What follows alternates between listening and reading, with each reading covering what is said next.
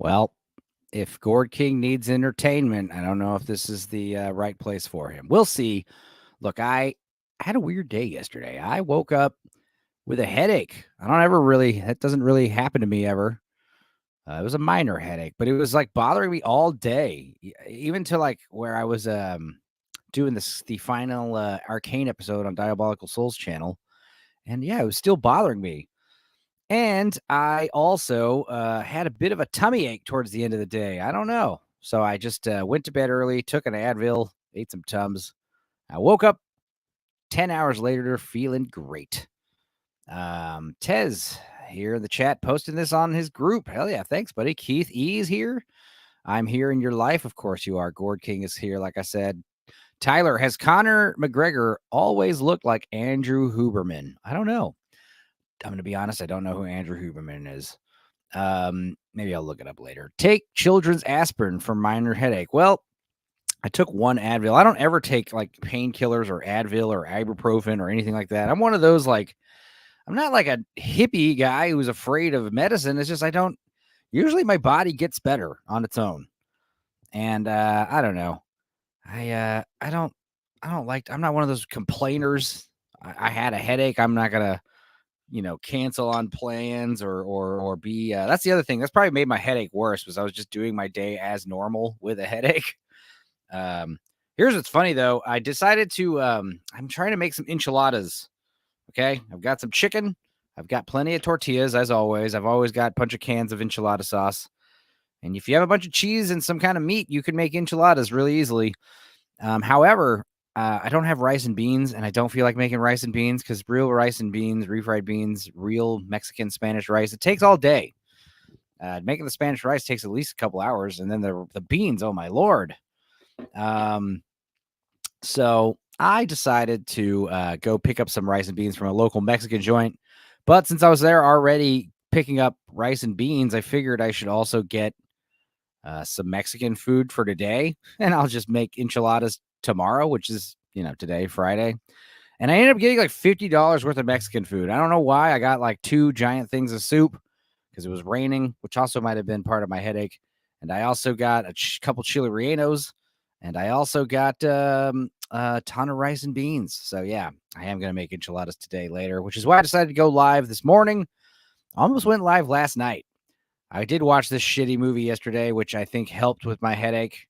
Made it worse, I mean. I also watched the Beetlejuice trailer, which also was not good for my headache. So, these things happen. You learn. Princess Fiona hated the movie. I know that. This movie, so inferior in every way to the original. I expected better from Doug Liman. Honestly, I'm not a big Doug Liman fan. His movies are a little strange and childish for my tastes. I'm going to invent tiny enchilada bites. I'll call them enchiladas. That's pretty funny. And honestly, pretty good idea. Basically, you could easily make little enchiladas. Instead, just use those little taquito tacos. Those little 6-inch tortillas. That's actually not a bad idea, buddy. Anyway, guys, I have a surprise for you. This is my first and probably last time I'm ever going to have a guest on Stupenzocast. I did this whole thing to just talk by myself because I'm one of those motherfuckers that could just talk and talk and talk if I want to. But here's the thing. Blue collar loser. You guys know him, right? You're friends of him. Here he is. A true narcissist, Yeah. I guess I'll get on camera too. How's it going, buddy? Yeah, I'm actually, I watched it. Just got done like a half hour ago, and my son checked it out a little bit. And you also had a weird day yesterday. You didn't sleep at all for 2 days. I gotta stop doing that. Yeah, dummy. I went to go see Ghostbusters. So. Oh, right.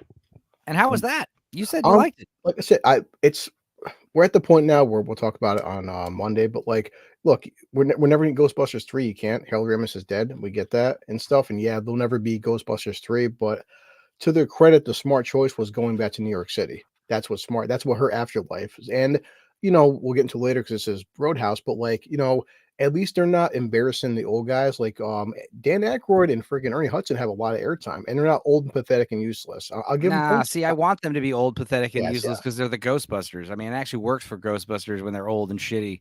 Yeah. Just imagine like you have an exterminator who has to kill a bunch of rats. And he's like 70 years old. How awkward did that be, seeing like an old man lumbering around your house with like gas, mouse death traps? Yeah. While you answer that phone, Princess Fiona says Mm. this film, Roadhouse, the requel, was such a DEI checklist. I almost voted for Biden after watching it. I hope you didn't act. You're not actually. Of course, Keith is kidding. We all know who Blue Collar is. Yeah. I don't know. We were originally going to do a low bar review on your channel. I want to fall asleep. But yeah, you fell asleep, and I felt like, well, maybe I'll go live randomly. But then I thought, I already made Blue Collar watch this dumb movie. Yeah, I mean, I had some obviously mixed feelings about it. If I were to watch it on its own, current day, compared to most of the crap out there, it's all right, I guess. That's what was for my kid. We haven't watched original yet because we've been. Trust me, I only have him so many days a week, so we're catching him on 10,000 other films. He's like, Dad, I didn't watch the original. How is this in comparison? For him, it's not a bad film because he never watched the original. I mean, on its own, it's not really a terrible action film. To their credit, Yeah, it is. You know, but I mean, sometimes I like terrible action movies. So in the sense that at least there's good choreography, though. I mean, Jake Gyllenhaal seems like he could handle himself. Yeah, but I mean, the choreography was strange. I thought all the camera work seemed like, I don't know, it all seemed like digitally altered or maybe sped up in post. Yeah. Seems strange. And I mean, we'll get into it in a minute. But such a shitty, this is something I could talk about for a long time. And Fiona knows this, but such shitty covers of amazing songs. They desecrated Metallica, Los Lobos, Sublime, Wet Willie. It was blasphemy. The music sucked. And what's with all those wide angle fighting shots? It made me dizzy. Yeah, I mean, I kind of understand the logic behind it. Like a fight should be disorienting. I don't remember which one's right. But yeah, it should be like confusing. But at the same time, it's like I'm watching a movie here. You know, I don't want to feel, like what's going on.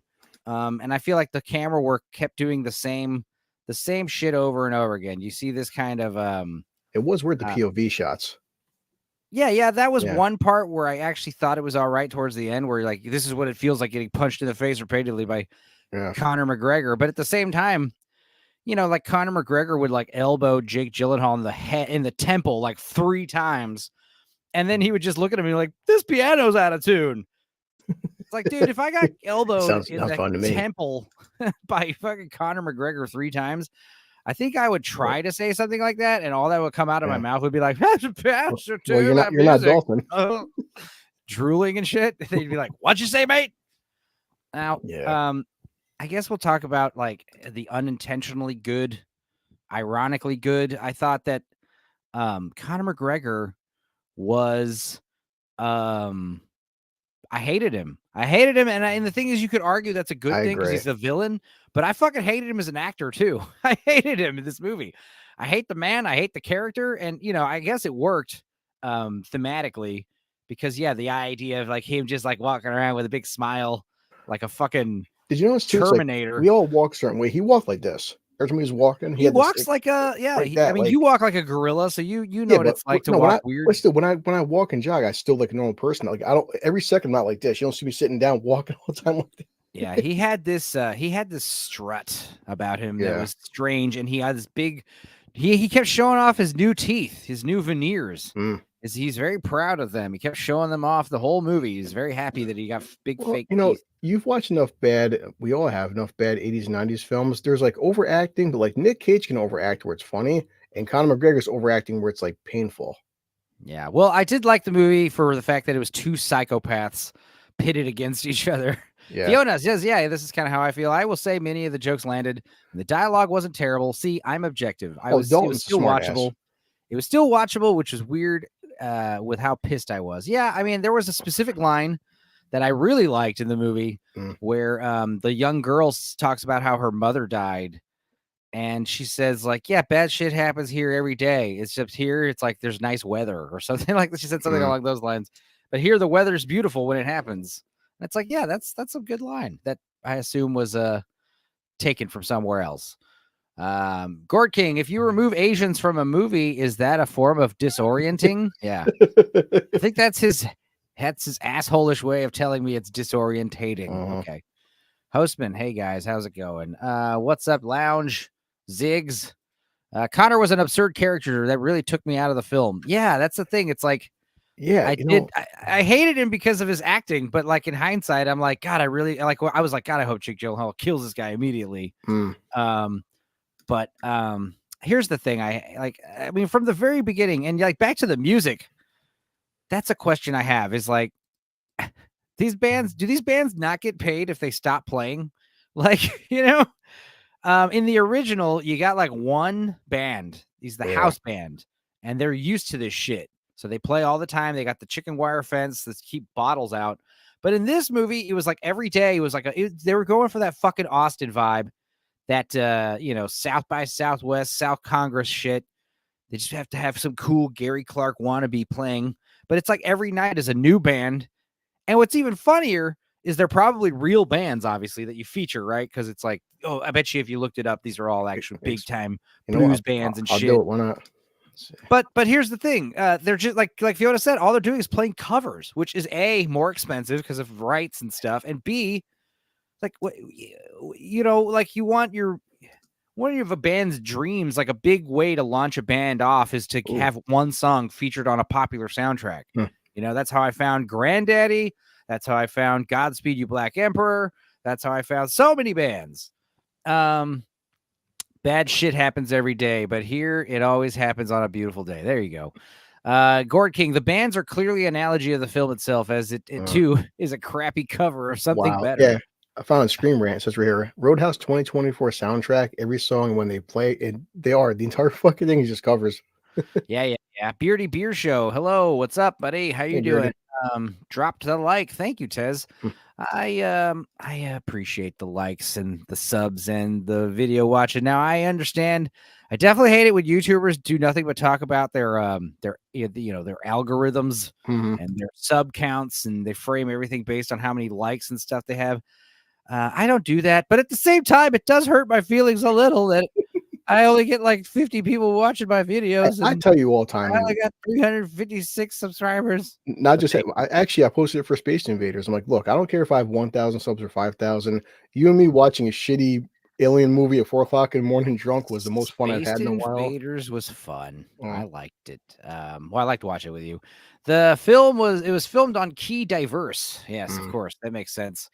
I think there was a lot of issues with this movie. Black lives and black lives. Yeah. We did watch on Roadhouse, the OG on Blue Collar Losers channel. So on Losers Lounge. That was pure rewatch. Having a laugh. Of course, that's what we always do is have laughs. Look at me. Look how much I'm laughing. Okay. Just kidding. I do definitely enjoy laughing, guys. Don't be fooled. Let's take this off. Sorry, wait, remove. This is something I thought was strange, was like the first thing you see in this dumb movie is a guy getting punched in the face repeatedly, and the camera pans out, and our champion is celebrating, and it's fucking Post Malone with man titties. Fan Dad Madness, I love you guys. If that helps, of course it helps. Thank you, Fan Dad. We love you too, man. Yeah. You're funny. With my coffee and whiskey. Number 5 on Like Prime says Keithy said the original is free to view. Nice. Well, that's always good. Say what you want, but sometimes a bad remake can make the original just that much more popular. Yeah. And yes, Beardy Beer, I think that's the thing, is we all agree the movie was watchable. The movie was all right, but compared to the original, that's a big pile of corny shit. Yeah, it's one of them weird things, man, where it's like if you watch this if right now a 15-year-old who never saw Roadhouse watch this, they may like this a lot, but we're comparing it to the original. That's the issue. Yeah, I think it reminds me of the Evil Dead remake, except I love the Evil Dead remake. Which one? I like both. The serious one where they go to the camp. Yeah, I took that my sister's birthday. It came out April 5th, and me and her, and she just turned 40, and it was me, her, and her basically her husband, and we're like, we walked out like, this was actually pretty good. I liked it a lot, changing the tone. I mean, the Roadhouse tries to do the same thing, where they're making the movie a little more serious and a lot bloodier, but it's actually not bloodier. But it is more violent somehow. And I think the reason why it's more violent is because, and we'll talk about this a few times, I bet, but comparing it to the original, like, this is a different Dalton completely.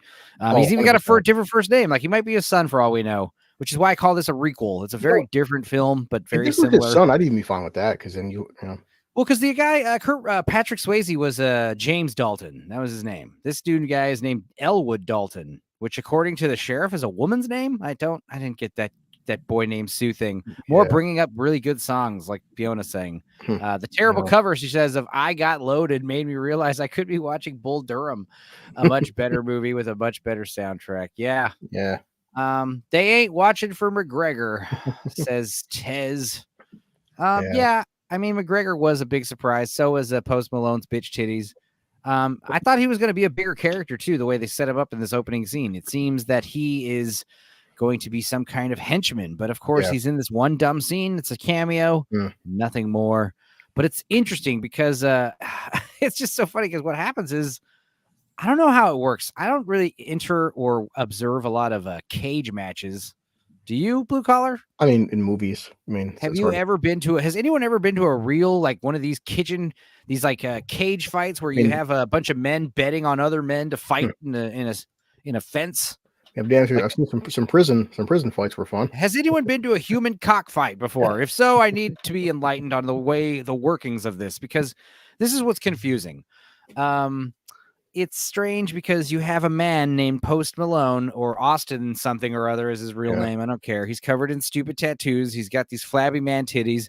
He's beating up a man twice his size and age, easily. He seems to be, really putting the hurt down on him. And what's interesting is they say that he has won like 5 or 6 matches in a row.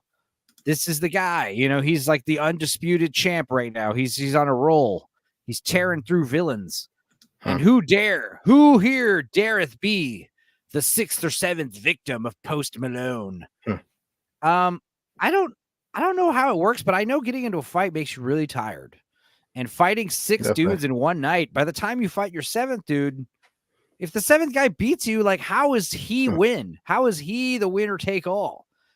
Like, it's true.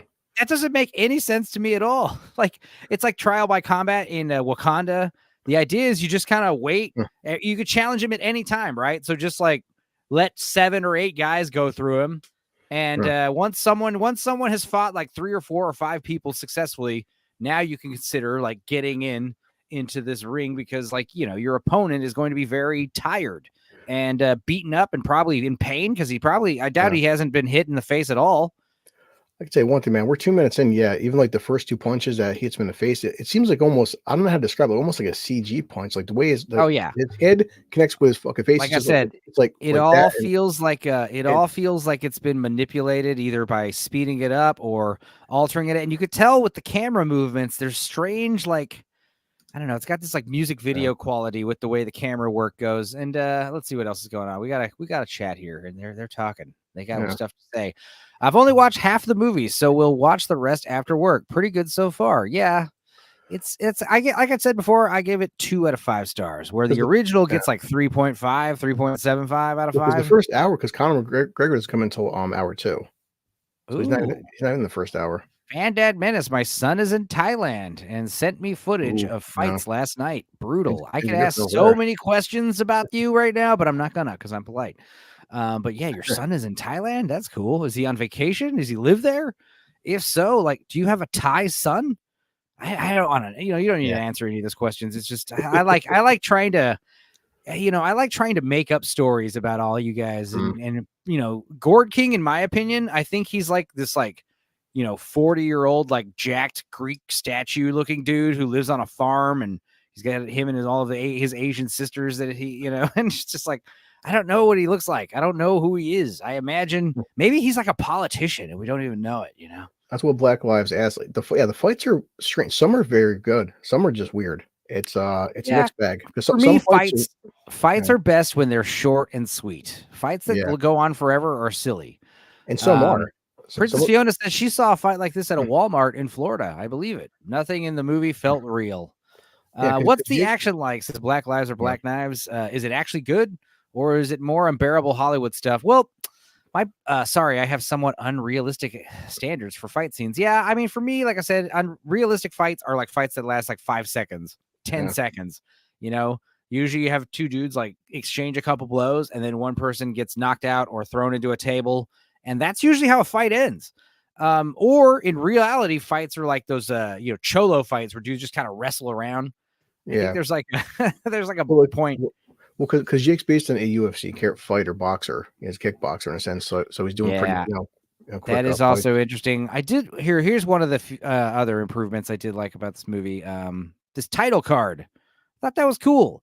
I like it. I like this thing now where they're really good at making the title cards look like they are in camera, like this is in fact, you even see old Gyllenhaal boy.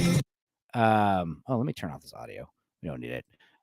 Jake Gyllenhaal even seems to like walk like right past it and it comes on. Yeah. That looked good. But I mean, again, these are minor things to rave about. I mean, I just say, Now, little aesthetically, it looks all right. I'm curious, what's your take on, because Patrick Swayze would say, pain don't hurt, but he gets fucking stabbed in the stomach, doesn't even flinch. I'm like, Right. Pain don't hurt. By its very damn. fucking definition, it does. All right. I think we joked about that on the first one. I mean, the first movie is far from perfect. It is a camp fest that It is really is. it just has a soft spot in my heart because I mean, it was like the first movie Mike Nelson riffed on riff tracks when he decided to do his thing like years ago, I think 10 years ago or something like that. Yeah, and I remember stumbling upon it out of nowhere because like I'm a big Mystery Science Theater fan, and it was just like there was word about it, like, hey, Mike Nelson's doing Mystery Science Theater again, but for big movies. And it's like, okay, and you get like an MP3 file, and you're like, what is this? You sync it up to the movie yourself. I was like, oh, that's strange. Here we are 10 years later. I have all the riff tracks. So what are you going to do? I appreciate the speculative lore. If I can get 1,000 people doing this, I'm basically a legend. I mean, you already are a king. Keith E., I was a bouncer for most of my college life. Holy shit. Most fights at the most last about 2 minutes until people can get things together. Also, the other thing I like about fights, and they kind of do this in movies, like if two guys fight in your bar, like it's like two gorillas getting let loose, they're gonna break shit. Tables fall over, fucking paintings and shit fall off of walls. It causes an crazy amount of bad damage, collateral. Now, I was curious, how'd you feel about me? Because we're only like 5 minutes in, but after she approaches Dalton, he's fucking suicidal.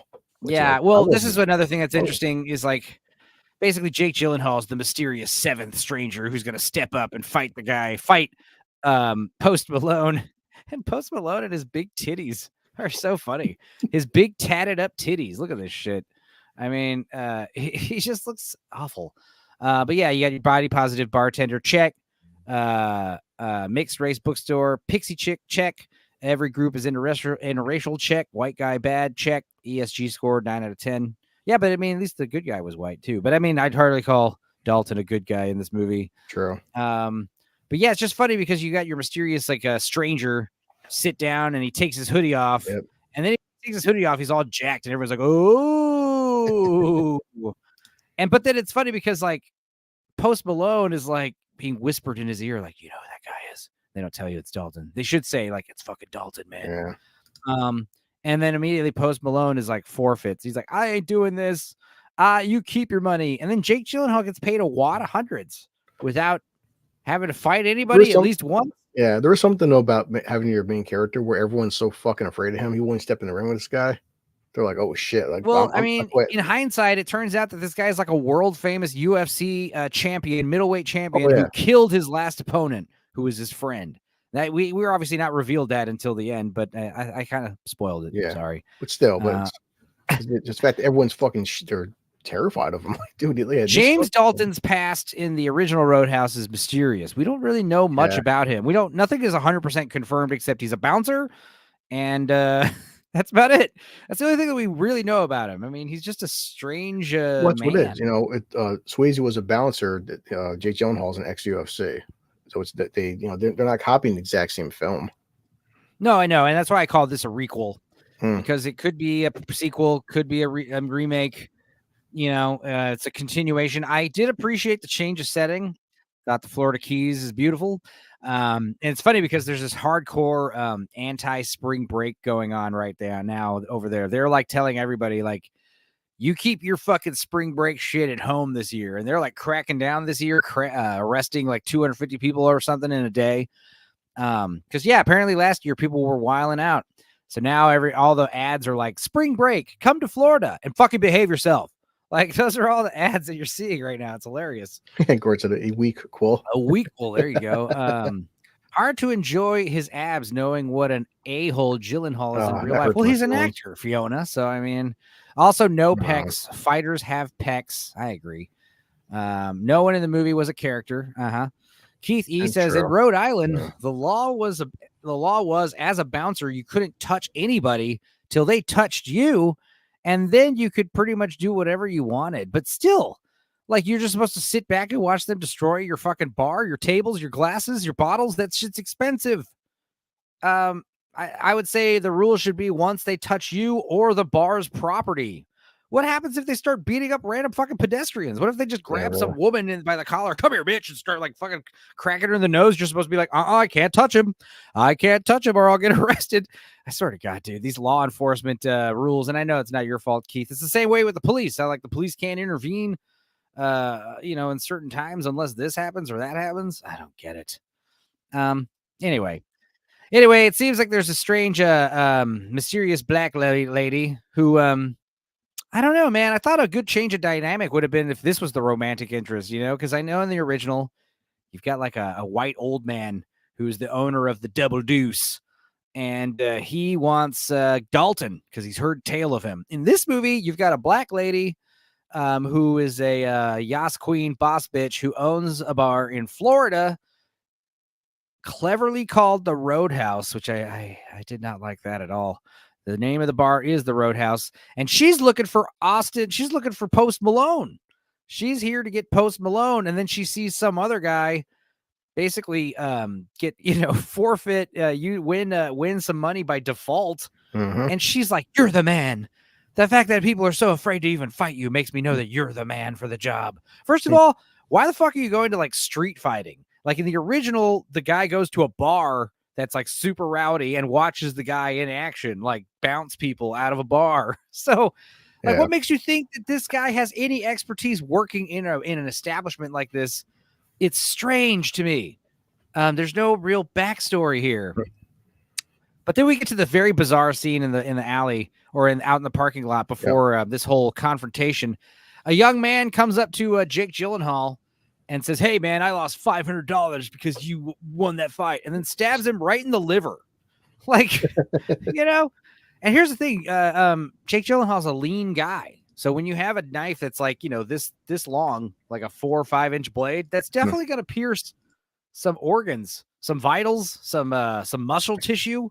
I guess it's the way he angled it on. Yeah, and see, like I'm a big fat guy, so if you stab me in my belly, I've got like at least like 3 or 4 inches of protective blubber here in my belly, But I don't know. He gets stabbed in the side, and he doesn't even flinch, right? And that convinces the guy with a knife. A small grunt, like, that's it. And he's like, "Have you really thought this through?" Yeah. But see, this is more movie shit. That's a common theme with this movie is nobody who wrote this has been involved in any actual physical conflict. Okay. All right. Because here's the thing. Here's how knife attacks actually happen.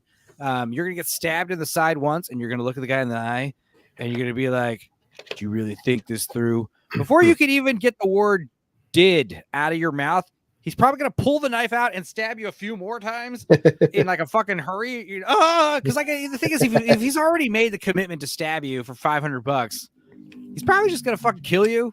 He's probably insane, But instead, he just stabs you once in your fucking side, and then he like freakishly like backs away and leaves the knife in your side. He's like, "I'm sorry, I did that.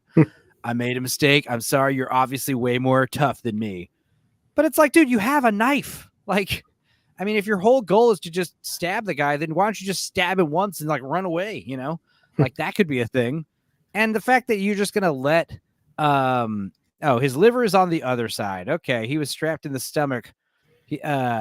Or transverse colon. All right. Yeah, that makes sense. Current Malone is best of all black knives. So there you go. Pre-Malone. Yeah, we're trying to establish 5 minutes into the film how badass Dalton is. Like, he doesn't even flinch at knife stabbing. Dalton, I mean, does that seem badass, or does that just seem like he's high on amphetamines? He's on angel dust. That's what I would think. Well, people's pain tolerances are strange. I met people that can do shit that would amaze me. Like, Right, but it doesn't mean you're still not gonna bleed out, yeah. have like, fucking bile introduced in your system or whatever, get an infection. That's the other thing that's so funny is like, ugh, I don't know. So like anyway, this guy's got a knife in his side, and it's kind of plays for laughs because Foxy Black Lady is like, "Oh my god, do you need an ambulance?" It's like, "Nope, just need some duct tape, bro." And she's like, "Oh, okay. Well, anyway, I need to pay you to get a job. I got a bar that I want you to come Yeah. to." Now, what was it in the first one? Because she offers this one's $5,000 a week.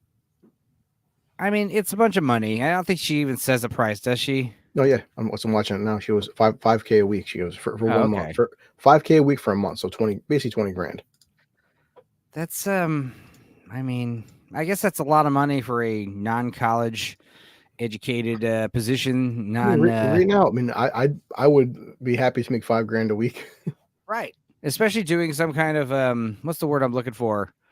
What's the word I'm looking for? Like when you have a skilled labor, unskilled labor. Yeah, definitely. Yeah. Well, anyway, you've got Lance wants in. Oh geez. This is why I started Stupenzocast, man. Because now I let one dude in and now everyone wants in. That's okay. I'll send the link right It's like STDs.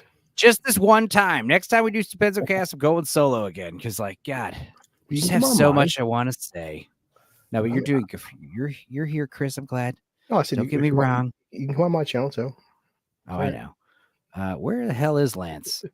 Message him. Where is he? Yeah. Well, you said, but just to walk up to a guy just randomly, here's $20,000. I don't know anybody that would say no to basically, part-time work because yeah, he's not gonna be there fucking 7 days a week. Also, it's like, hey, you live. It seems this thing where he lives in his car, which is also kind of a buzzkill for Dalton. Like you're telling me Dalton, he at the beginning of this movie, he's like some kind of a hustler who goes around fighting matches to like, I don't know, intimidate people out of prize money while living in his car. You could say as well, ex-athletes. I mean, people, Tyson right now is going to be fucking fighting Jake Paul, but for a time period, Mike Tyson, I think, filed bankruptcy at one point because the amount of money these guys would spend. Like, oh, he got paid $20 million. Yeah, well, he's buying fucking tigers. He's buying freaking $10 million houses. Mike Tyson, in fact, he went broke at one point. He was the biggest boxer on the planet. A lot of these guys aren't the best at managing their money. That is why I did like that show Ballers, or at least the first 2 seasons I saw with The Rock, where he's a financial. I've heard good things about it. I keep forgetting to watch it. Yeah, he basically spends the whole show telling Kerry Washington and a few other dumb football players, stop spending all your money on shit. Stop taking out your family and friends to eat at giant restaurants all the time, you fucking morons. Also, I'm addicted to painkillers because I used to be a football player. I could definitely see like a UFC star, pro wrestlers, ex-NFL people. A lot of these guys are not that smart. They get into the industry right out of high school. They're not college educated, and they're not the shaving. Best, Yeah, man. Why don't you just grow a big Papa Hemingway beard? You look good. just having a shave. Dude, Lance should grow like a giant Santa Claus beard, dude. He'd look badass. I've had beards before loads of times. Man, I thought Roadhouse sucked. Yeah, I mean, I think we said that earlier. Is like objectively, like as a standalone film, it's okay. But yeah, compared to the original, and it's hard not to compare it to the original. It's just like, I keep calling it a requel because that makes me feel better instead of calling it a remake. I just thought as a film, full stop, remake or otherwise, it was pants. All the CGI was just like really, grating. Yeah. Basically, most of the time he sits at the bar and looks cool, but doesn't actually get involved in stuff. There's no kind of clean-up scene. There's no Sam Elliott character, so therefore he's really one-dimensional. Apart from we know, he lost it in the ring. Sam Elliott was the in this movie was the little bookstore girl. She was the Sam Elliott for this movie. Right? Yeah. Well, that didn't really connect. All right. Princess Fiona says that they failed to mention the whole organized crime thing, and they did that in the original too, where they have to offer him a job. They're like, "Hey, by the way, the bar people that are causing trouble, they're all mobsters." Tez has to leave, so got his son coming around for dinner. Hey, man, no worries. Thanks for stopping in. It's his fault that I'm here. Yeah, Princess Fiona, the original Dylan had a plan, Dalton. I think the original Dalton had a plan, money, and hidden assets. He was smart. Exactly. Yeah. And wait, Dalton. There was CGI. Yeah, there was a lot of CGI. I mean, I didn't recognize a lot of the CGI. Like a lot of it's these backdrops and shit. I mean, you could tell it if you're looking for it. A lot of the scenery, like the whole boat fight scene, was heavily CGI'd. Yeah, that scene was rubbish. Yeah, even my kid was like, "Dad, there's a lot of CGI in this. Like, they're unnecessary it's CGI." Roadhouse. It's not called Boathouse. Okay. Yeah, I agree. The color grading is always strange. Like there was the one specific part where they actually make it to the Florida Keys, and I was like, fucking bright blue. Hell yeah, I'm happy to see that color. Well, it was all shot in the Dominican Republic. It wasn't shot in Florida at all. Wow. Oh yeah, it's probably cheaper. Maybe some shots of that bridge. Yeah. I'm not even sure that was shot in Florida, but it was the main production shoot was in the Florida Keys. Well, the other thing that's in the Dominican Republic, doubling. Yeah, I mean that makes sense for and when you go to the bad guys lair, that definitely looked like somewhere in the Dominican Republic. Yeah. But this is another interesting aspect about our new Elwood Dalton character is he's suicidal. He wants to kill himself, which is like I don't know, man. It's just not. He's not a hero in this movie. Well, it's funny. He's kind of an asshole. He actually tries to get the car to start. The car stalls on him. No, he changes his mind last minute. But the fact is, he's thinking about it right here. Oh yeah, he's thinking about it right here. But of course, because that's the other thing, he drives a shitty car and he lives in it. Like Fiona said, the old. I mean, I maybe they're taking for granted. They're taking into account the inflation and the difficulty it is to just breeze by. Because back in the 80s.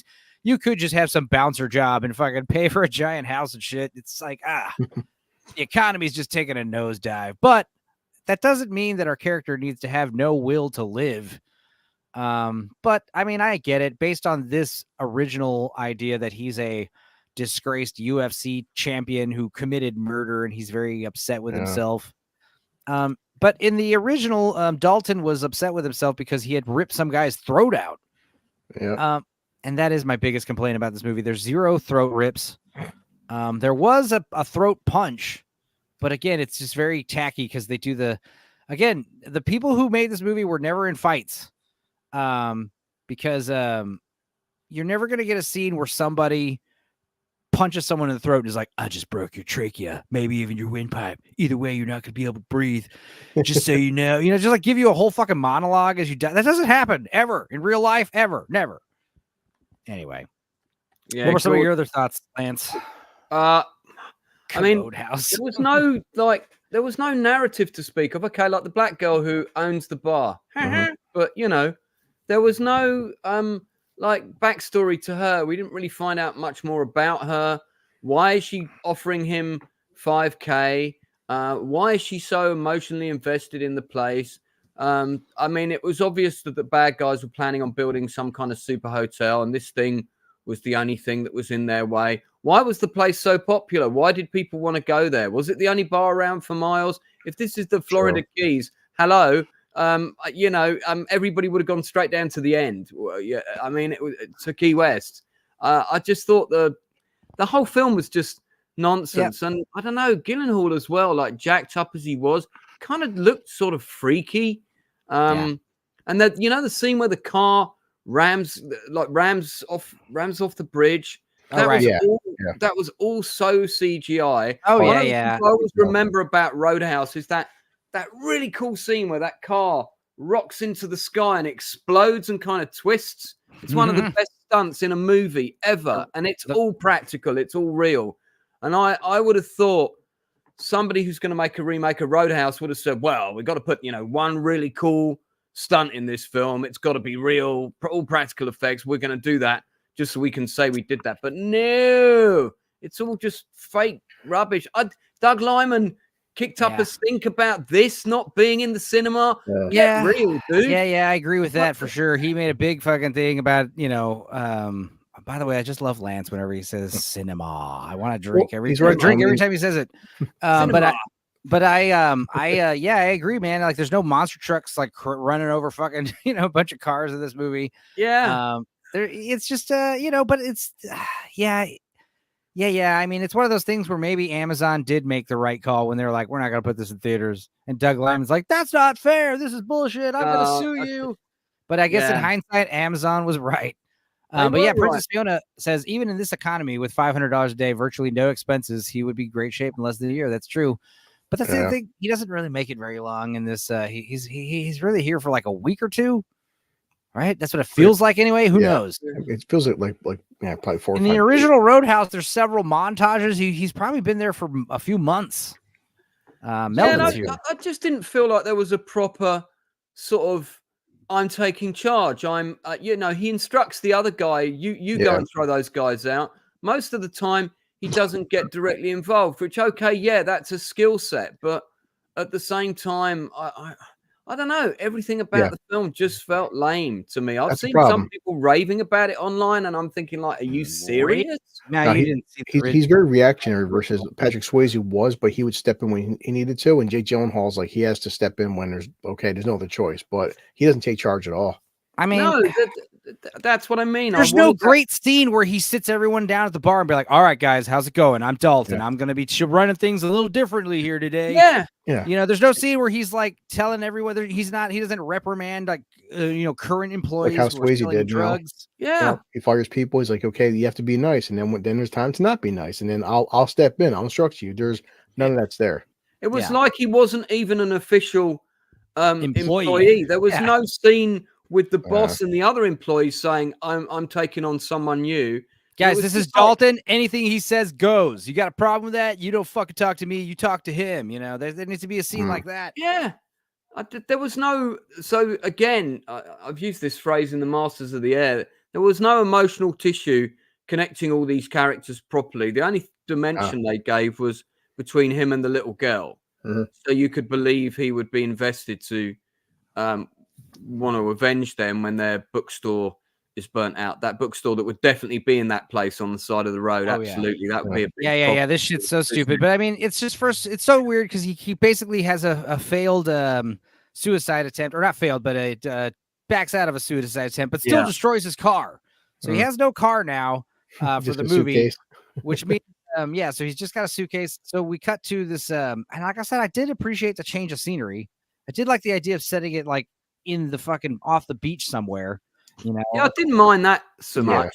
Dominican Republic location there. It was a nice change of location, but he arrives into town on a bus, and this tattoo is so fucking distracting. What does it mean? What is it? I have no idea. So weird. Anyway, but glass books. Of course, we've got a little multiracial girl whose like favorite thing is reading. And the first thing she does is go. I mean, to be fair, he's like some handsome, older guy, and she seems to be. I don't know how fucking old she is. She says she's the owner of the bar, so the owner of the bookstore. So when I first meet her, I'm like, what is she, like fucking one of these 20-year-olds? It looks like a 10-year-old, but no, she actually is like 12 or whatever. So that makes sense. But I don't know. She's just like, hey, take this book. It's great for all the tourists. Like it. And then he just immediately forms this bond with like the first people that pay any attention to him. That's cool. A nice little detail right here. That was probably there when they got there. But and then we meet, of course, the father, the old bookstore owner, who's a very intelligent black man. They have to make it a very point. Like every black dude in these movies has to be like some kind of intellectual, some type of like peacekeeper, some type of pacifist. And it's just so weird, man, because it's like, this is what they project. This is what they want black people to behave like when they say this shit. The movie doesn't suck, Cannoli. It's just super mid. Super mid, definitely compared to the original, it sucks. But I mean, like I said, it's not a terrible movie. There are things I enjoyed about it, but not a lot of things. And I certainly didn't pump my fist in enthusiasm like you do when you watch Roadhouse. Fuck yeah, rip that dude's throat out. I can see Jeremy Johnson in one of the films where it's like much better with alcohol. There are all symptoms of a writer that's never been to a bar, never been to Florida, never had an actual job, never been into a fight. That's what I keep saying. There's so many scenes where I'm like, where are the guns? There are so many scenes in this movie where I'm like, where are the armed citizens? You have to say this takes place in Florida. This would have made sense if it took place in California, some beach in California where nobody has a gun. Go to New York where guns are illegal. Make it set in England where nobody has guns. In Florida, everyone has fucking guns, and Conor McGregor would have been killed by now. Some pedestrian would have been like, you there, stop what you're doing. Like, I don't know, dude. It's just so crazy. And like the Conor McGregor character, we'll get into him, but like the point is you've got these hoodlums on motorcycles that are just, they walk into bars and cause mayhem and break shit. And how the fuck does anybody allow this to happen? If they're not going to prison, if they're not in prison, how has someone not put them down, out of self-defense? The cops are paid off. So that's the other thing. You're going to fuck with the wrong guy. One of these days, you're going to start harassing someone who's strapped, and he's going to be like, please stop, just leave us alone. Don't bother my wife. We're just trying to enjoy our meal. Oh, yeah, buddy. You think you're so tough, huh? You say something to this blah, blah, blah, blah. That's what's going to happen. And then the biker's going to be fucking bleeding out of the chest like, my lungs, they're collapsing and filling with fluid. And it's like, that's how it happens in real life. And again, like this idea of like punching someone in the face and giving them a monologue or delivering some kind of quip. Yeah. It's just, if you're going to make the fight so brutal, then, I don't know. You got to have some hint of realism. But again, it's people squaring off and mouthing off and having their little one-liners as they exchange blows. It's just all so comical and strange. I mean, Conor McGregor made the movie fun in places, but it just sort of, the rest of the film just didn't quite fit with him. He was very entertaining to watch. I liked him in it. I thought actually, considering this guy's a boxer, his acting ability, although he's essentially playing himself, is fun. It sort of works. I actually thought he would have been great as the Sam Elliott character. Rather than the bad guy, if the two of them had taking the bad guys on together, that would have been really cool. They don't even give Jake Gyllenhaal some kind of coach character, some type of mentor character like he should have. Because like that's the idea is like I said this before, like Patrick Swayze's portrayal of James Dalton is very stoic and wise. And he's got he's got something up his sleeve, But this Jake Gyllenhaal seems this Elwood Dalton, he seems emotionless, psychotic, definitely. Very psychotic. Yeah, he's a psycho. Princess Fiona says every character in the movie is talking to the audience. Yeah. Keith E. in Tennessee, they give you a gun if you don't have one. Yeah, exactly. Fiona said, I would be packing every time I went to that bar. In all fairness, I'm always packing, of course. And Connor can't act well to be Wade Garrett. Yeah, I mean, I kind of might agree with you there. But it's always fun to play pretend in your head. But of course, yeah, that's the thing. Jake Gyllenhaal, the new Dalton walks everywhere. The old Dalton didn't fly. I don't fly. I drive. Dalton watched too much Jack Reacher. Yeah, this Dalton doesn't drive. He walks. It's like, okay, cool. I mean, we're supposed to think you're some badass, but you don't even have a car. That's kind of strange. That's another thing, man. This is America, and I know for a fact that like the first thing he would have done was he would have gone to the boss and said, "Well, I'll take the job, but look, I need to borrow a car, need a vehicle." And how far is his boat exactly from this thing? It's only like a couple of 100 meters away, isn't it? Because it's like... the boat's close by, but he keeps walking back and forth to the bookstore for some reason, which seems to be at least a few miles away. And it's like, good God. Like you spend all night talking. That's why he's in shape for. Yeah, he's a hobo in this movie. Yeah. See, and in the remake or the original, I do like how that's like one of my favorite stupid parts of the original is like, he finds this like intensely remodeled barn apartment that has like $1 million architect come down and like remodel this barn and turn it into like a fucking penthouse condo. And the old man's like, how does $10 a week sound? Whatever the fuck. It's like, what? It's like, look, I don't even want to rent the place. I just got to because it looks good for the homeowners association or whatever. It's just like, okay, all right. And this one, at least it's not. It's like, look, you got a free place to stay. Great. It's a shitty houseboat with crocodiles around it. You're like, okay, that's actually better. That's cool. That is one joke that's probably one time I laughed with the crocodile. That was the only payoff I appreciated. Was bringing up a crocodile, and I'm like, there better be a fucking crocodile kill someone at one point, and it does. So you do see a crocodile eat someone, which is good. Yeah. But then they immediately ruin that part because they talk about how like, it's like the old Asian guy who owns the dock or whatever that the boat is on. He's like, they ate my Pomeranian. And it's like they probably did the same thing with my Pomeranian where they stashed it somewhere for later. It's like, dude, a Pomeranian crocodiles, that's like me eating a chicken wing, I'm not going to save a chicken wing for later. That little Pomeranian got eaten. Keep your dogs away from the lake or the water. I thought he was going to rescue that guy from the crocodile, and I was like, "Oh, please don't." And then actually, the crocodile ate him, and I was like, "Cool." Yeah. That It was important cool. that they showed that he tried to save him, though, because that would the Dalton that I'm thinking of. This Dalton would have just sat there and stared at him like eye contact with him as he's like being eaten by a crocodile. He reminded me of the guy from Nightcrawler in this one, you know.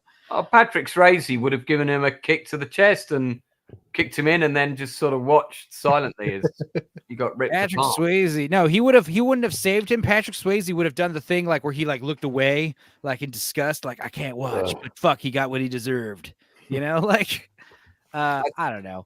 I think even if Sam Elliott wasn't available, they should have had Sam Elliott's moustache come and be a character and just talk to him in the bathroom. We've been sitting like in one of the random scenes, the black lady is just wearing Sam Elliott's perfect gray mustache, and we don't even address it or talk about it. That would have been good. And then in the next scene, it's gone. You know, that would have been good. Yeah. And she's kind of like she's got her shit together as a character, but all she does is sit up in the office. But one time she comes out to sweep with the broom, and I don't know if you noticed it, but they did this reverse shot where the camera's at a real low angle. So you get a shot of her in her denim shorts from she looked good and accentuating. Yeah, I mean she looked great, but it was just like there was no reason for that whatsoever. All that scene for it, and I just her character was just like, who is she? She might as well not be here. You know, anybody could have the chunky lady behind the bar could have hired him. Yeah. It was almost like her character was meaningless. She didn't add anything to the show. There was no extra depths with her, and I'll tell you the other character that annoyed me. Yeah, the woman, the medic, the nurse. Yeah, I think it would have been interesting if you had combined the romantic interest doctor lady with the bar owner, because you've already made a color swap for the bar owner. So why don't you make her the romantic interest as well? Well, I thought she was going to be the romantic interest. Right. It would have worked better. And honestly, like we've got the new doctor girl. She's such a downgrade from the blonde from the first one. I actually thought what was going to happen at the beginning, right, was because he takes those guys to the hospital to get them fixed up. And I thought they were just local troublemakers, not like working for the mob. And then he was going to employ them and they were going to become like his crew. Oh, right. Because that was actually a cool scene was when, I thought it was kind of corny when he's like, oh, do you have insurance before he fights these bar guys? He's like, asking them like, well, I just need to know, is there a hospital nearby? Can someone drive him? I need to know. And it's campy and stupid. And again, it's like not real in fights, but I did like when she beats all their asses and then smash cut to him driving them to the hospital. Like that was funny. And then he like leaves them in the waiting room. And like you said, like, yeah, they should have all kind of become his crew, but I think he only gets one guy at the end to say, just basically admit he's kind of like not on their side, but nothing happens of that. It's not like he joins the ranks and helps fight the bad guys at the end. No, he says, I'm done with violence, man. Jumps on he just disappears. Heads off, never to be seen again. I don't know. But that whole thing with the whole narrative with that character and her dad being the big dick policeman, which was another rubbishly, poorly written character. Just none of that worked for me. That actress I thought was weak as well. Yeah. The nurse actress. And and of course she's a doctor. She's not a nurse. She's just, she's just like a doctor. She's running the show at the hospital, and she's got this like, Spanish flair. Fandad Meta says the mustache should have been over the bar. I agree. That would have been cool. Like a big mustache decorative, like the Winston to the rifle. Piazza Fiona, I love the scene in the first movie when he drives his crappy car to where he keeps his Mercedes 560. Yeah. I also like in the original when he buys like a bunch of fully inflated tires that are his size and on rims, like no problem. Like that. Usually that takes a while to get that in order. Anyway, Keith E, would you not keep locked in your car what you did want to have physically on your possession? I understand what you're saying there, and the answer is no. Chekhov's chicken wing, the running hospital gag was funny. Credit where it's due. How's Jamalama doing? But it was just, I don't know. The insurance scene was a total Reacher ripoff. Thoughts on that, Blue Collar? I don't know. Yeah, it's just that definitely. You can say you don't know what we're talking about. It's okay. We won't fault you for it. The insurance scene was a total rip off. I mean, yeah, they're definitely taking like aspects of better films and better storylines in this. She just sits in her little office and makes sure everything goes smoothly in her bar. I like how this little suggestive marlin swordfish is like, directly pointing at her womb. There were lots of cues signifying that she would be the romantic interest. And honestly, I think it would have improved the film a little bit because, like I said, the doctor was a downgrade, big time. She didn't have the charisma. She didn't have like the smoking hot body. She should have been a fucking smoke show. You know what I mean? She should have been like the kind of babe where you're like, whoa. I'm just surprised that I'm just happy that they didn't like hook Jake Gyllenhaal up with the fat bartender. That would have been funny. Kelly Lynch really took a turn for the worse as she got older. See her in Mr. Mercedes. Ouch. Yeah, I mean, these women, they like to slice up their faces and shit, and they think it looks good. Kelly Lynch was hot though in the 80s for sure. I don't know what she is for. I assume the doctor outside of the motel room, says Princess Fiona, where the thugs are about to jump him, and Reacher asks, "Do you have insurance? I need to know before I start breaking things." Oh, right. I see what you're saying. Yeah. And again, even in Reacher, that sounds cringe. This whole like, I'm going to give you a clever speech and you're just going to be like, what? In reality, the fucking Barkers will be like, shut the fuck up, bro. I don't give a shit about your insurance, man. Shut up. Like, people love to yell over each other. You never see that you always see that in movies where like the good guy will like give the bad guy a good talking to, and the bad guy will like sit there and listen. It's like, no, they won't. They'll just be like, yep. That's what they're gonna do when you start like talking to them like that. I'm a villain, bro. I don't care. Anyway, let's see what else we got going on in this crappy movie. He shows up, meets the nice fat bartender. To be fair, there was a waitress in the original that she is kind of reminiscent of, the young lady who gets to see Dalton's ass. I vaguely remember that character. Yeah, she's like a cute little like a youngster kind of bartender. She's a waitress actually. And there's that part where she delivers him breakfast and he like gets out of bed butt naked and walks away and she's like, "Oh, his butt."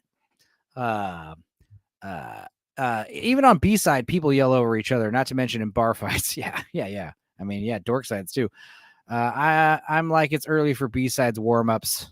Yeah, guys. I mean, this is gonna be a long random stream we did. Haha, she's fat. Yeah. I mean, like I said, I think if they really wanted to be bold, like, yeah, maybe have her like seduce him on his boat when she's delivering him empanadas. That would have been fun. It's like, you up for a quickie? And he's just kind of like, sure, whatever. And then like there's like a common reoccurring joke where she keeps trying to have sex again with Dalton, and he's just kind of like, I guess. And then he has to dump her for the hot doctor, and then there's like hard feelings. I don't know. I think that would have been funny. I'm just spitballing here, guys. But yeah, Cuban coffee. Anybody know what the hell Cuban coffee is? I bet you Cuban coffee prices or orders are gonna skyrocket.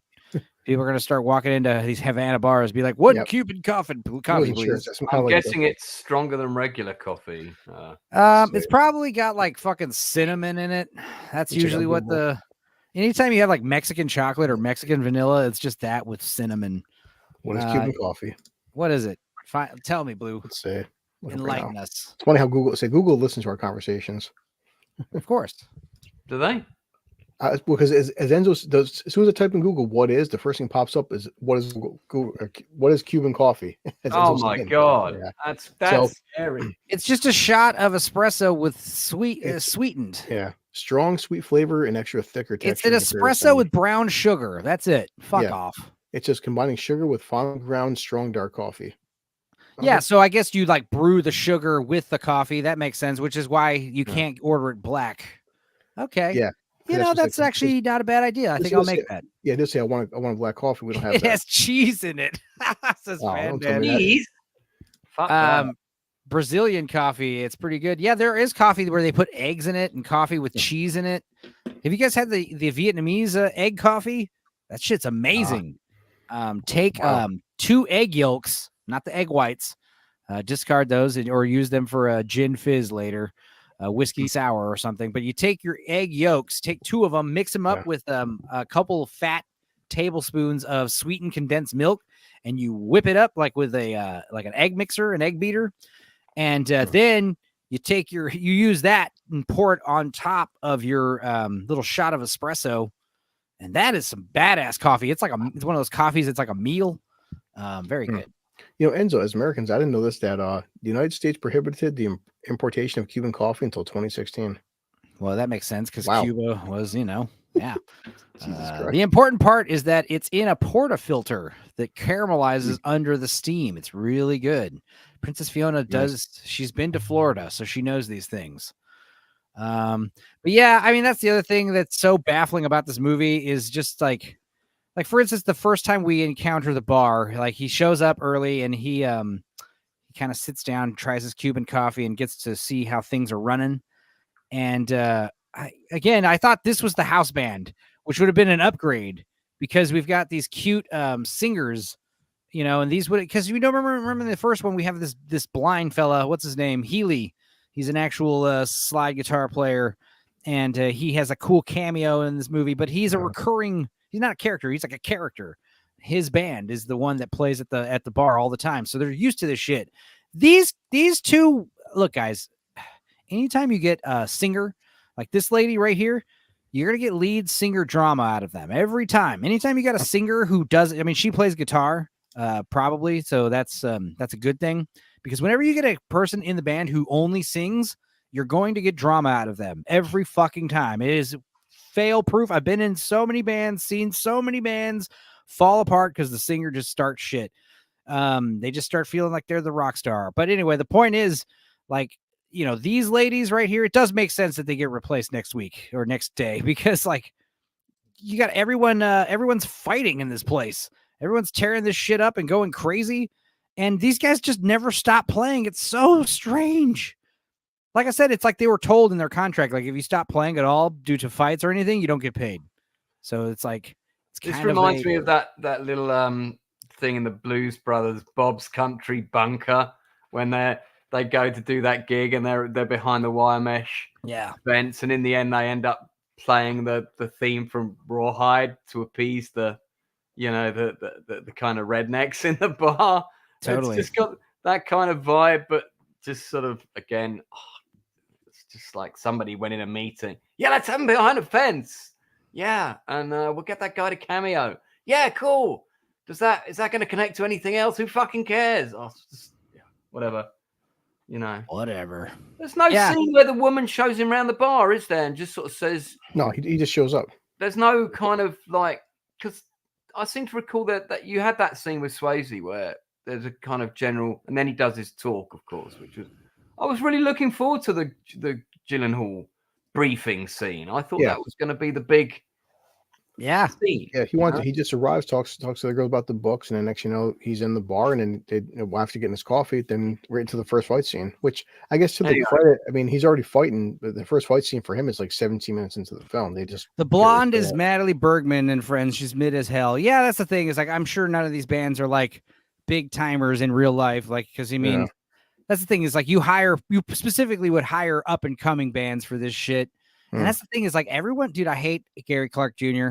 I'm from Austin, and he's so fucking overrated, and it's just like everyone loves him, and they put him in that Chef movie, and he's won Grammys and shit since then. It's just like, and now everyone in Austin is like trying to be the kind of I don't know, everyone's just trying to be the next Gary Clark, and it's always just like playing like Fiona said, just like crappy covers.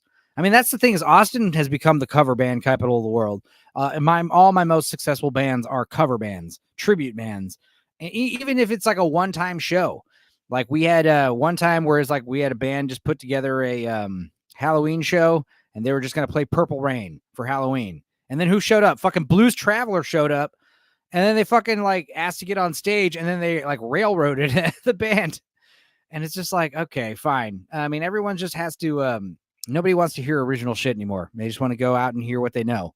They want to hear the songs they know. So like if you say, hey, me and my band, we're a bunch of ace musicians and we're just going to be playing tunes, you'll get some people out there. But if you say, hey man, we're going to cover the fucking whole, ZZ Top, all ZZ Top all night, you'll get a huge huge. The fucking bar will be sold out.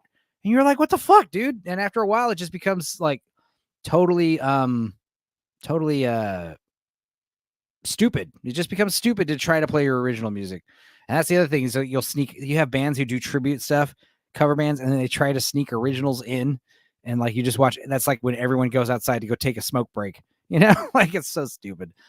Stupenzo is so correct about lead singer drama. Just ask Rufus. Rufus Wainwright? Is that who you're talking about? I love him. Why does the lead singer get locked out of her house? She can't find the key and she doesn't know when to go in. Oh, yeah. That's good. That's a joke. I see. What do you call a musician? What do you call a bass player without a girlfriend? Homeless. Yeah. What do you do when a guitar player's at your door? You pay him $15 and get your pizza. My favorite is what do you call a beautiful woman on the arm of a banjo player? A tattoo. Jesus. John Popper is an asshole, says Princess Fiona. I agree. Bob's Country Bunker, says Keith E. Even the real bands are cover bands anyway. They aren't any original members to most of these old bands that charge $250 a ticket. Oh, right. I see what you're saying. Yes. Yeah, you go see who was it? Like you'll go see Dire Straits, right? But it's actually not Dire Straits. It's just the guy who sang in Dire Straits, and he's got his own band, and it's named after him. And they sing the Money for Nothing song or whatever. Melvin, I've been to Cuba. The coffee there is great. I'm not a coffee drinker. I think it stinks, like literally, like it smells bad. But the stuff in Cuba was amazing. Well, you stick to your tea then, Melvin. I'll stick to my manly coffee drink. I'm just joking. I'm coffee. I like coffee because it makes me have to poop. I like coffee and whiskey. Coffee gets my day going in more ways than one. The best part of waking up is smelling coffee brewing and having to take a shit all of a sudden. Yeah, I know that doesn't rhyme. It doesn't fit the jingle very well, but I mean, surely we could figure it out. I love this analogy. Which one? Well, the coffee poop, Oh yeah. Do you guys feel like, because they say that that coffee does not make you poop. That's actually a myth.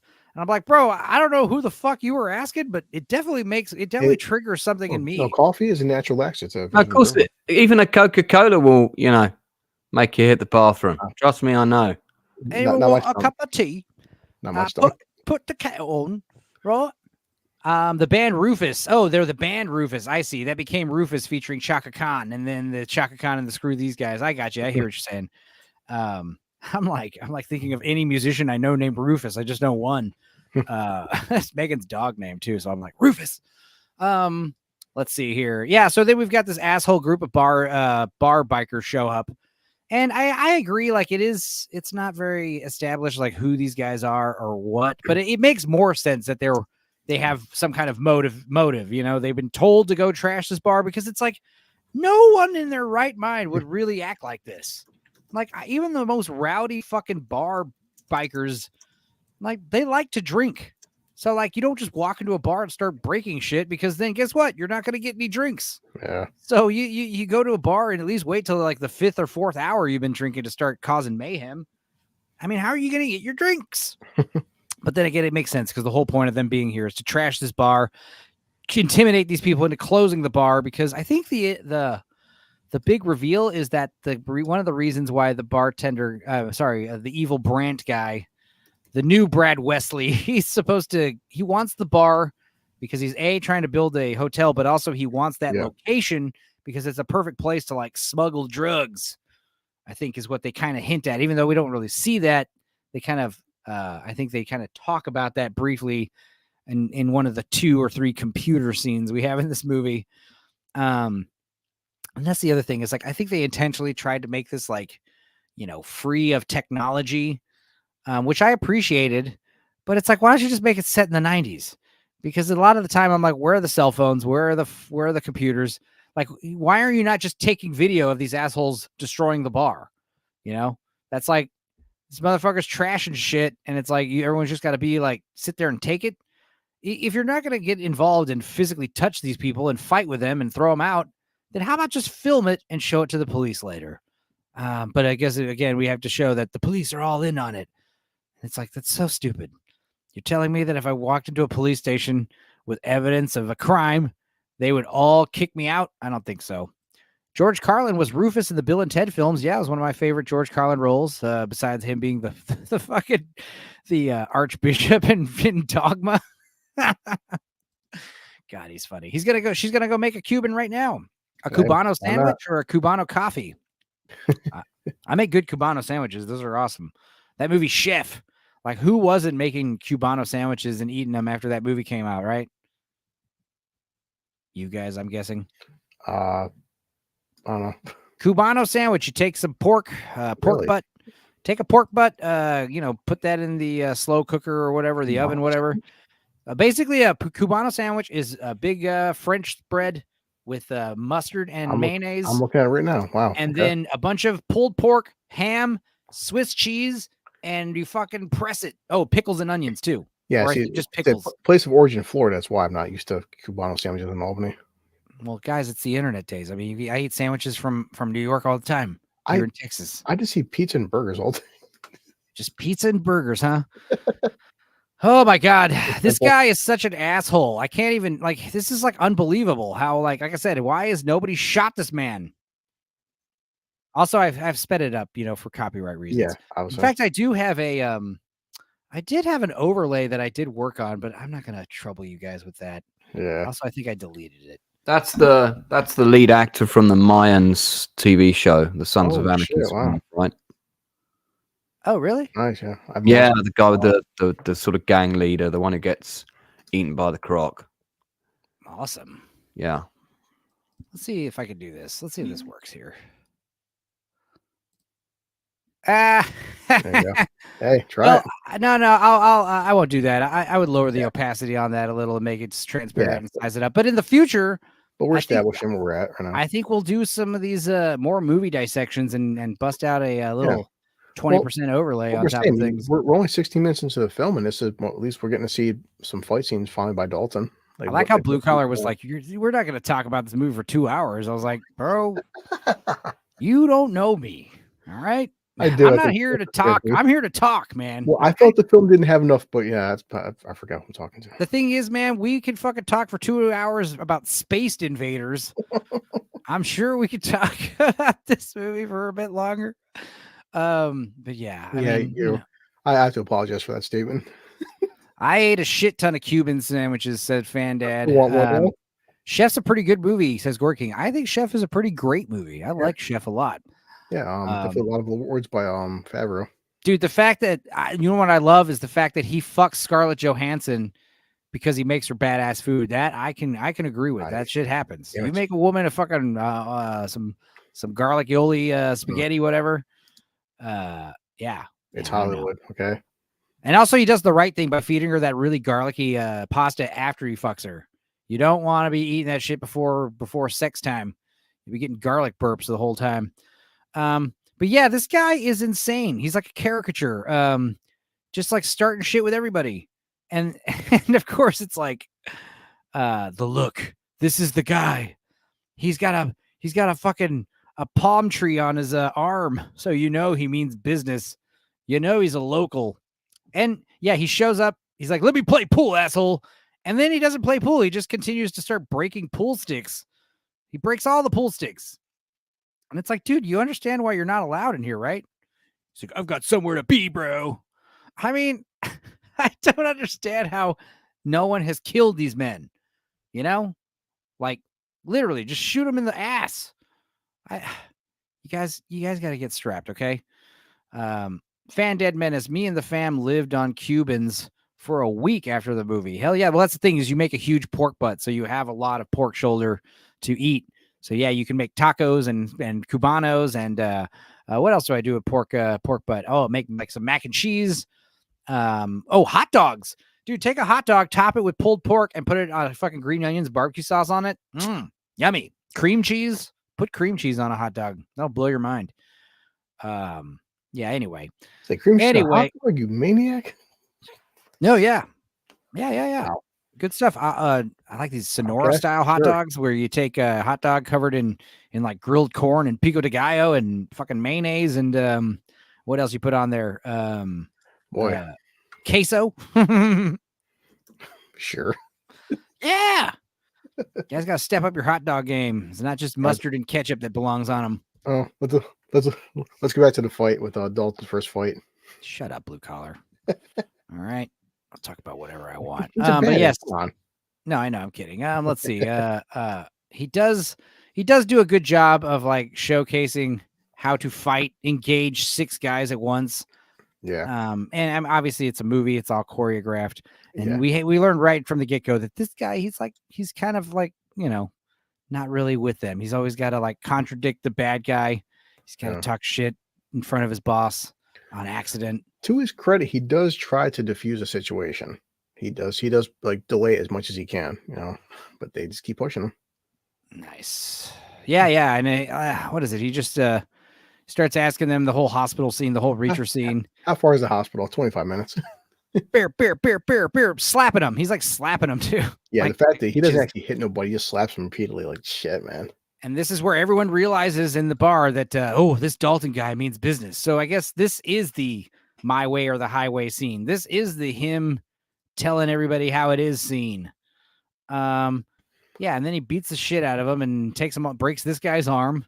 And then he's a nice guy and he decides to he tells him, I need to borrow a car. I do the scene where he's like slap. The last guy, he goes fakes it out right here and he goes he switches arms on him.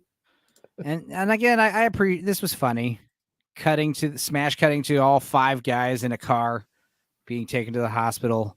And then I kind of like that scene. Guys, I've got to get back to work, so I've got to duck out. All right, buddy. No worries, Lance. But I just wanted to come in and let you know my thoughts. And you didn't like it, I know. We'll talk about it more on Tuesday, probably. We'll talk about it more. I'd give it probably 4 out of 10. Yeah, right. I can't debate that. Yeah, but sure. All right, man. Thanks for having me on.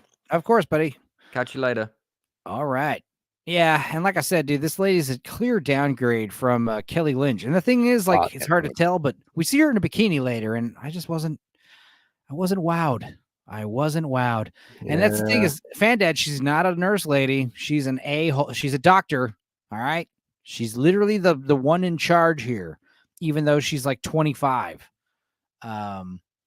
Avast, shipmate, the Gourd King. Ahoy. Later, Lance. Not Michael Sarah in the chat. Michael Sarah's been in the chat. And Gourd King. Everywhere. You guys don't even realize Jamma is actually Michael Sarah this whole time. Oh, wait, I'm pressing play. I shouldn't be doing that. I'm sharing my screen. Yeah, and of course she gives him a big lecture about, hey man, you've made my nurses have a big problem. They gotta work tonight because of you. And he's like, hey, I'm sorry, maybe we'll hang out sometime. He does that flirty shit. I don't know. I mean, the thing is, he's Jake Gyllenhaal, so it's like he does have that thing going for him where, like, you know, everywhere he goes, women just approach him and start talking to him. That doesn't happen to me or you, does it, blue collar? Fuck no. You kind of drive into town and some girl's like, here's a free book, mister. Yeah. I've been a bus driver and Uber driver and like these stories. Oh, you know, I had this one girl and she hit on me. Like, not me. Trust me. Watch this shit. This reaction. This is so stupid. She's like, yeah, I don't think they really care about rage-filled dickheads around this part. And she says, you're bleeding. And it cuts to like his fucking like spleen, like, you know, fucking oozing out of his Hawaiian shirt. He's so badass he doesn't notice he's bleeding. Wow. Yeah, he got into a fight and his duct tape fell off. I mean, this scene was also super strange because it's like she should be like, holy fuck, dude. Like you just put tape over this? Like all of this should be like fucking pink and red. And we do know, later on, like that would leave a massive fucking scar too. Also you'd get a huge like that. I'm more worried about him getting like literally like sepsis, getting an infection, you know? But like he does his famous "no one ever wins a fight" line. Oh god. From a better film. No, like you said, there's one thing with toughness. It doesn't matter how fucking tough you are. Toughness has nothing to do with fucking bacteria. Okay, guys. How the fuck did the bad guys know he was there? I don't think they knew he was there. They were expecting just the standard bar to have they go torment the people at the bar regularly. And this was the one time someone was there and able to do something about it. She does tell him when she hires him that, you know, all of her other bouncers have quit. So this isn't the first time. That's the point of Dalton is like, so he's the new bouncer. Yeah, no, she did say that when she offered him the 20,000. She's like, yeah, I've been through, you know, she's been through multiple bouncers. He's not the first one. Well, damn. Yeah, I agree. That makes sense. But they never dealt with this monster before. Exactly. But anyway, she's like, okay, well, I got to stitch you up because you literally have, it's not infected, thank God. But yeah, I do need to stitch this up. And he's like, nah, yeah, nah. she offers antibiotics. Like, dude, I don't give a fuck how badass you are. You're not Wolverine. Yeah, I mean, he does take the antibiotics, which I appreciated, because if he was like, I don't need those either, I'd be like, dude, come on, man. You have a death wish. But like, you can see this wound. It doesn't look good. It looks like a huge, like, see how it like comes out like that? Like, Yeah, I know it's probably makeup. He put fucking duct tape on it. Come on. It's like, dude, it's all like you have a stab wound and now it's looking like a puffy vagina because it's all like inflamed and it's not good makeup, I guess. Yeah, no, I mean the makeup honestly is like you could argue it's bad makeup, which is why it looks like it's all puffing out like that, but still like that I see the wound like that and like that seems serious. And you have to understand it's like it's about that deep. It's probably like all the way back here somewhere. Yeah. Damn. Maybe even deeper. Like I don't that seems like and I guess the thing about fucking hospitals is if you say, hey, I don't want this, they literally they can't make you get stitches. So but at the same time it's like, dude, like there's being tough and then there's just fucking being stupid. That's a great quote. People can hate on Die Hard 4. I love that. That's my favorite scene in the film with Justin Long. He tells Bruce Willis, he's like, dude, there's tough and there's stupid. Right. Yeah, I did like some parts of Die Hard 4. Like we were I did. Yeah. You drove a fucking car into a helicopter. He did. It's so stupid. But yeah. I also like Dalton's Hawaiian shirt thing going on for this movie. Yeah. That's the Dalton's copying you. Yeah, I do like that. And then we've got a new group of bad guys like sitting in a car whittling sticks and keeping an eye on the guy, the hospital guy who beat up all their biker buddies. And so then we cut to him at the bar. He's back at the bar and he's getting paid a huge envelope of cash from a black lady while the bartenders and the bouncers are all like mimicking what they saw earlier. Yeah. They're like, dude, be tough. Again, we never see a scene where Jake Gyllenhaal, we get like one moment where he tells the guy with the black eye, like, basically just punch that guy in the face. Like that's like the only like actual teaching moment in this movie. You think he'd be training these guys, he would be instructing them. That's what Patrick Swayze version did better. It's like he has no interaction with these guys whatsoever. Oh, and kind of like how the bar is called the Roadhouse. The Boathouse is just called the Boat, which I thought was stupid. But I did, like I said, I like how it was a nice change of pace where he's living in a shit shack. Yeah, because like I think they tried to do that with the barn. It's like, oh, it got no air conditioning. But it's like, look at this place. This is like this is designed by like some kind of like hotshot architect with like plumbing. My house right now in 2024. Yeah. It's like, this is like, how much people would pay to Airbnb at this joint? Like Christ. And it's like, granted, you got like a psychopathic old man who's like running the show, but I mean, people like that kind of quaintness, that charm to their places. I don't know, dude. That'll be a good sequel is like, someone staying in that old man's barn today, 2024. Oh boy. Yeah, so that's the point. So instead of him renting a hotel, he wants to buy a house, but with the money she gave him. So okay. Sure. Yeah, and he's just like, fuck you, I got a free boathouse. You'll stay there instead. It's like, all right. And then we keep getting when he sleeps on the boat, he starts getting these flashbacks. We realize they're like flashbacks. Yeah, the PTSD. They're also like nightmares. But they're nightmares of the same night. I didn't realize that. It's like, it's not just his UFC career in general. It's, ew, what the fuck? Hang on. This is strange. So we've got like a flashback of, we see that he's kind of an asshole. Yeah. He's kind of like a cocky dick face. He's making scenes, he's kind of a blowhard. Now to their credit, remember this was a year ago, the whole behind the scenes, they actually, this was live at a UFC event. Nobody knew this was being filmed, and Jake Gyllenhaal was at an actual live UFC event with 20,000 fans, and this was a big surprise. And I do give them credit for that much. Like they actually filmed this shit live. Like that was okay. Oh, this is weird. What is this? What is this fucking boil on his back? Did you notice that too? Yeah, I noticed that. He's got, it's like one of those, it's like steroid back knee that you get at the hospital. I meant they were spying on. Oh, how the fuck did the bad guys know he was there? I'm assuming that they were following the bikers. The bikers were also at the same hospital. So they were probably, but how do they know that that was him leaving the hospital? Probably because he just looks, he's a tourist. He looks out of town. I have no idea, Fandad, honestly. Good luck, Lance. Cheers, peep. Catch you later on a book deadline. Oh, you got it, buddy.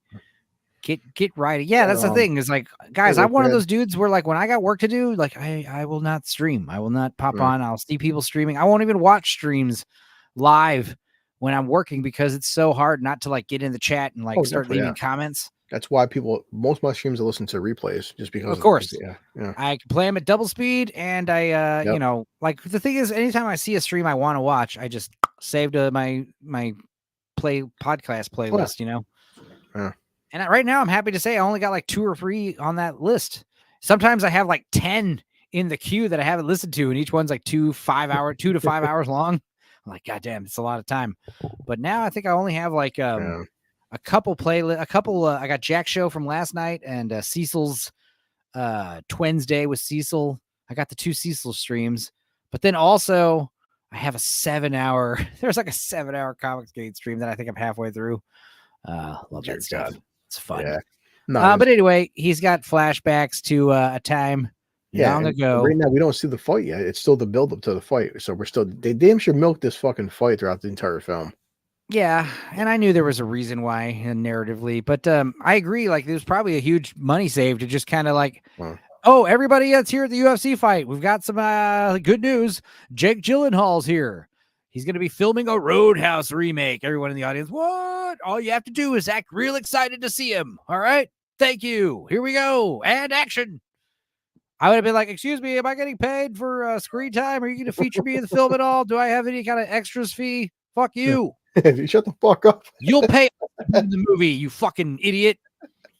You paid to be your ticket covered this. All right. When you got the ticket, it literally even says on the back, probably like we have the right to use your image and TV and broadcast and all this shit. For the privilege to be here. Like, yeah, exactly. It's probably, and like I said, in hindsight, it's probably a good win-win situation because honestly, everybody in the audience is probably jazzed to be part of the next Roadhouse remake at this time. I would have been one of the people in the audience like, nope, nah, I'm out. I don't like of course I would never be in a UFC audience anyway. True. Get this guy out of here. What's up? Jacob Ironside. That's a bad Was this movie shit? When compared to the original, yes. As a standalone, it's mid. I do think that saying mid, or like Lance said, 4 out of 10. I think 4 out of 10 is a pretty good assessment because it's not. I gave it 2 out of 5, which is about the same.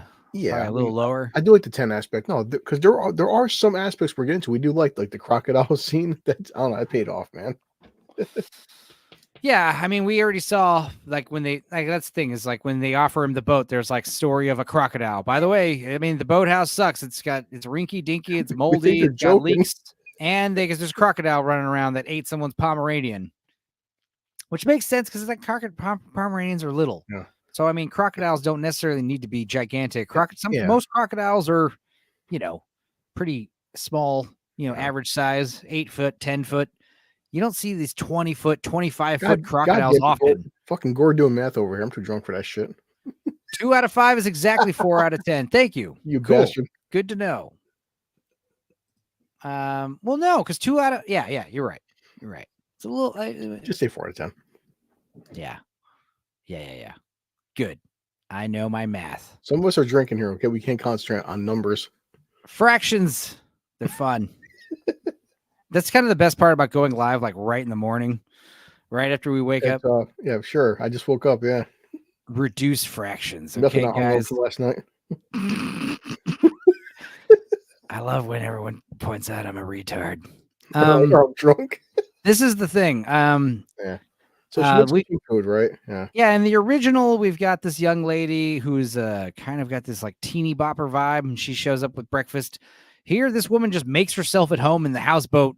It's different when you're like walking into your upstairs barn that someone else owns. But I don't know, man. she just kind of makes herself at home. And I Yeah. feel like, she gives him a bunch of food. She pulls out You would kick him out, but he probably hasn't eaten in a couple of days, so why not, his little tidy blackies. He's got his Yeah. little suitcase with like 1 pair of jeans and 4 Hawaiian shirts.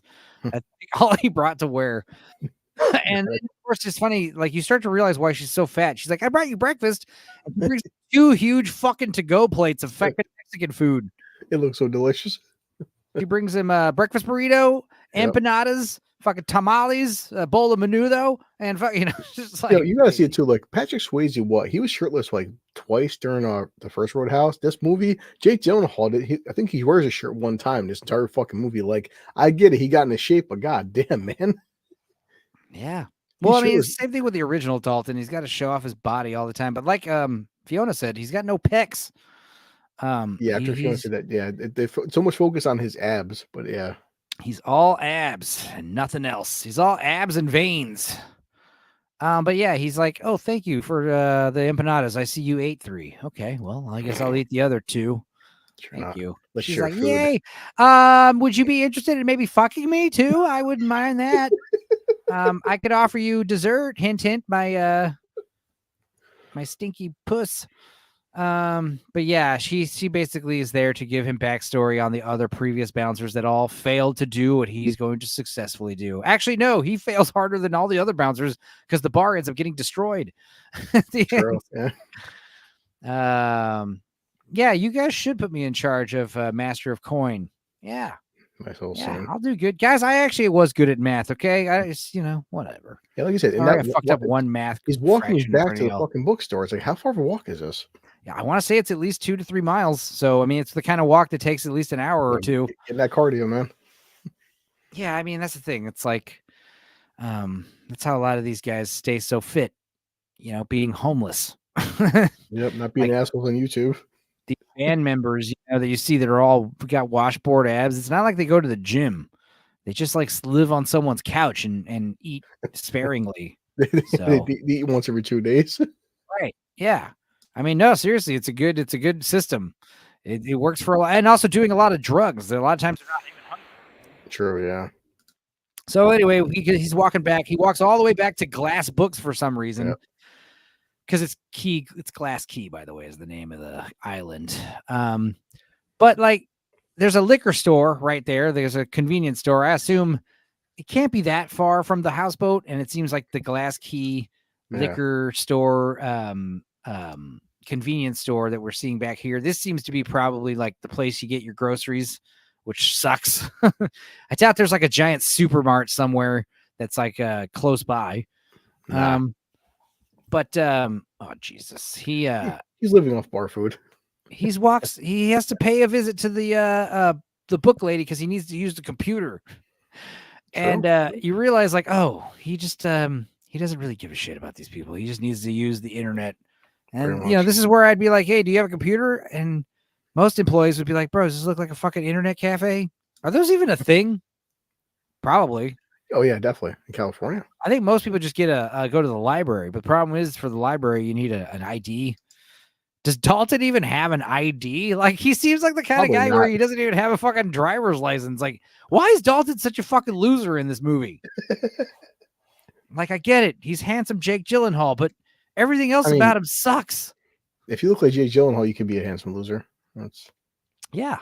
It's like Brad Pitt in the early days of Hollywood. He was just couch surfing on people's couches, probably had sex with a few movie producers, and now he's male movie producers. It seems like he was blowing Harvey Weinstein. Or an old woman.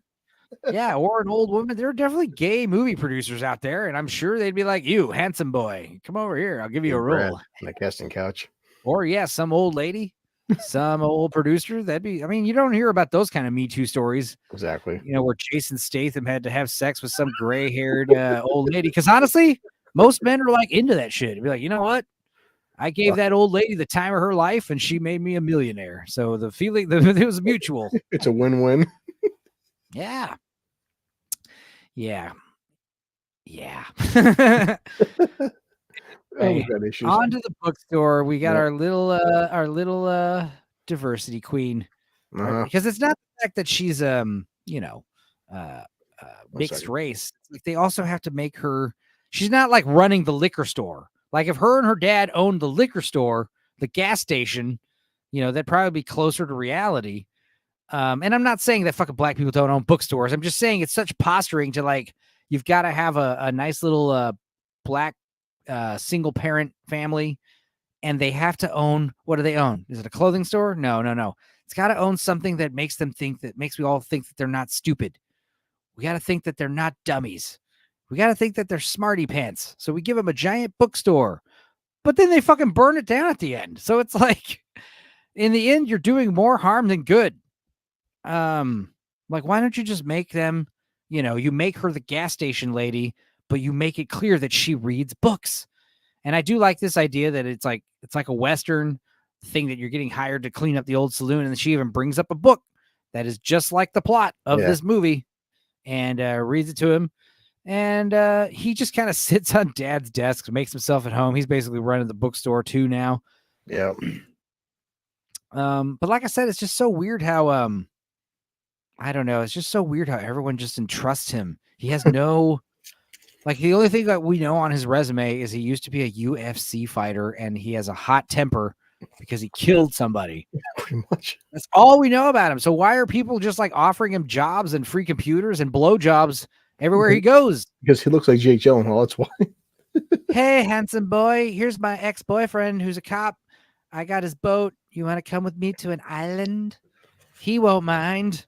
You and me would always fucking good-looking people have privilege, okay? That's how it is. Yeah, it's true.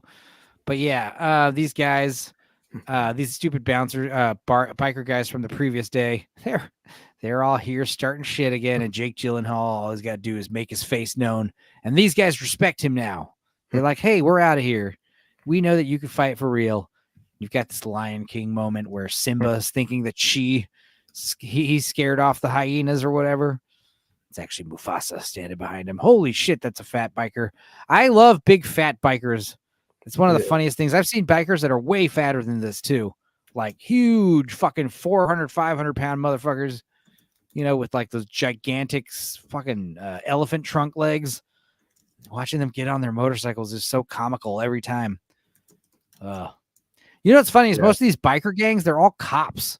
They're all cops playing pretend. You find out like you find out that they all either are cops or related to cops. You're like, Jesus Christ, or they're dentists. That's what their real job is. Insurance salesman. We don't really get any actual like biker gangs anymore. And I think it's because, isn't it better to just drive around in a car? Yeah, really. Like, we're going to go commit biker gang stuff, but it's raining. So I guess we'll go tomorrow. We are on the fucking Florida Keys. It rains a lot, guys. It's literally right next to the ocean. Anyway, like I said, dude, Jake Gyllenhaal just has this like airheadedness to him. He doesn't seem he's stupid. Jake Gyllenhaal looks like a 12-year-old, so makes sense that a pervert Hollywood producer. He does look young for his age. Yeah, that's the thing is like he is like 50 years old now, which is strange. Strange to say out loud. Anyway, aren't we all? Hey, pumpkin man. Time is a flat gay circle. Yes, it is. But anyway, I'm gonna go ahead and just play a little bit more. He walked back to his and now we have a new band. And this is where I was starting to get confused because like they're cleaning up the mess from last night. You've got broken glass and tables thrown over. Yeah. And we got a new band, and they're a bunch of youngins. And again, this is where I just don't. Gord's got a jet. See you all later. Later, Gord. When I worked in New York, Pennsylvania for the 100th anniversary of Harley, there were plenty of dentists and accountants playing tough guy, of course. Later, Gord. Yeah. What were you gonna say, Chris, about the stupid bar being cleaned up? Nothing. No, I was listening. I was saying goodbye to Pumpkin King. All right. You just lied to me, but I'll allow it. I'll forgive you. So we finally get a bad guy, and I was even telling my kid watching this, like, this is one of the dumbest. It's funny but stupid at the same time. Well, Brad Wesley in the original, he had a huge mansion, a plantation, and a fucking helicopter. This guy just seems to have a boat, a big boat that he is on, and then he's got some kind of ramshackle, this whole scene, You're pissed off because you're getting fucking nicked while shaving. Yeah. Why are you shaving during a fucking boat that's going like this? I think they're doing a very Forrest ham-fisted job of showing that this guy is pig-headed and stubborn and stupid. So like any kind of business plans he has for this bar is like, I'm sure they're going to fail. You know, we don't even really learn his pitch. We don't really know what he plans to build there. We just hear vague talks about a hotel of some kind, a resort. We hear vague mentionings of some kind of cover for operating a drug running front, but none of that is really established strongly other than in like, you know, vague musings. But yeah, we've got this guy and they're on rough seas. We'll see for a little bit here. The boat is moving like crazy and he's telling this guy to shave him with a straight razor. And I think he's also like, it's like a test kind of to see if this guy has what it takes. But clearly there are better things to have him do that don't involve like, you know, accidentally slicing your neck open. Yeah. And it's funny because all these people are trying to tell him the same thing. Like, hey, maybe don't shave. But he doesn't want to listen. He's like, these guys can handle it. The captain said it's going to be smooth seas. I don't care how fucking steady your hand is. You can't. The laws of physics, you dumb fuck. And also this guy, I mean, he's like, he doesn't have any lines when in reality he'd be like, sir, I'm not going to, you know, this isn't going to work. We're going to wait a minute. I'm sorry. Yeah, thanks. Like, that's all he has to say. And then, you know, let's say they get into a physical fight. I mean, what's to say this guy can't fucking beat up this guy? I don't know, dude. Again, like I said, it's like people who've never been in actual confrontations before. That's like who wrote this movie. And also, we don't need to see this guy. I gotta say, I do like this actor, even though he's very typecast. He's always playing these assholes. He's fantastic. And Ingrid Goes West. He's like such a douchebag. But yeah, I don't know. Oh, he was also in that one episode of Black Mirror with the Star Trek stuff. But anyway, we've got big problems where he's like, you guys are supposed to go up there and tell them to fuck off. And you're telling me this one bouncer, yada, yada, yada, yada. And then he ends up punching out the captain because he gets nicked twice. It's just very stupid. Yeah, no, he just walked over. This Dexter fucking guy. You told me it was smooth sailing. How dare you lie to me? JCPenney is coming to Jasper because of me. That's one of my favorite parts of the original. Brad Wesley was fantastic. Also, this guy's name isn't Brad Wesley. His name is Brandt. And he spelled it's BRANDT according to Amazon. I think his name's Brad Brandt, which is funny. And then his father's name George. We find out that his father is like some kind of main big deal, but he's in prison. He's like some kind of mobster guy that's like, you know, his son's doing everything on his father's behalf. Ben Brandt. I'm looking at Amazon right now. Ben Brandt. Okay. Brad Brandt would have been funnier. But Ben Brandt is just as stupid. Gourd of Gaming. Hell yes. All right. It would have been better to have some slut give him a handy J from Rough Seas. I mean, yes, why not? Yeah, I would have wanted that. There's no sex in this movie. That's another fucking problem. Yeah, there isn't a single sex scene in this film. Wow. You get like a weak kiss with no tongue.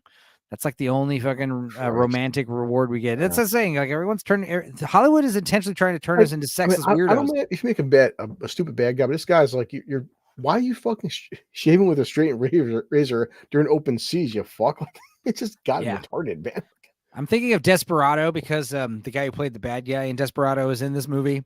But remember when we first see the bad guy in Desperado, like it cuts to like him fucking on a bed and there's like a woman like riding him like, and he's like smoking a cigar, like not even caring. You know, this is how you introduce a bad guy. You don't have him being like, I'm telling you right now to shave. You got to shave me. Like, why isn't he shaving himself? Like, it's such a bitch thing to have a man shave you. Weird. Like, going to the barber and getting like the hot towel on your face and getting shaved. I've done that twice. Bitch. It's like feminine. I don't know. I don't like it twice in my life because I want to see experiencing it. The guy, my entire face was red and fucking like cut up and shit. Oh yeah, I get razor burn. I don't like to shave with a razor. I break out. I only shave with like the clippers. You know. That's what I do. Huh? Yeah, and I mean, they tell me, oh, if you shaved with a razor, your beard will grow back thick. It's like, yeah, I mean, my beard's thick enough. I don't fucking care. But I'm on my break. Stay on it. Yeah. There's so many great. And like I said, there were a couple of good lines in this movie, but they weren't like hilarious and quotable. This piano's out of tune got a laugh out of me, but it was confusion. Confused laughed. And like I said earlier, Fiona said the line where it's like, bad stuff happens everywhere, but here it happens on a beautiful day. That was clever. It's a good line, but nothing really took me out of the movie. Like, whoa, that was good. I don't know. Ben Brandt is a jackass. And of course, we've got this band, another band playing more covers. I don't know, dude. It's just not cool. It's not cool. Yeah. And of course, we've got Broad Daylight.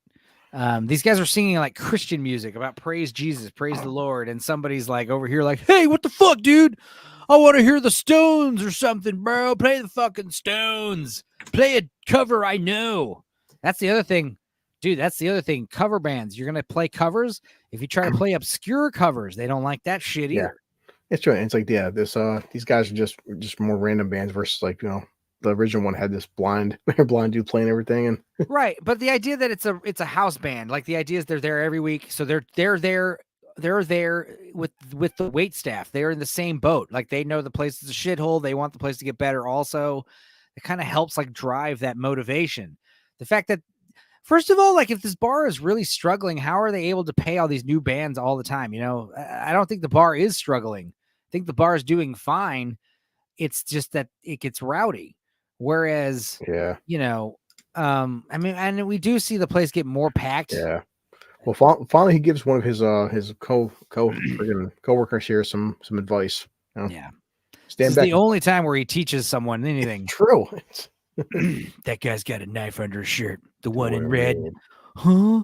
And this guy, like when we first meet him, he's got a huge fucking black eye from the night before. Now it's like starting to heal. But he says, what does he say?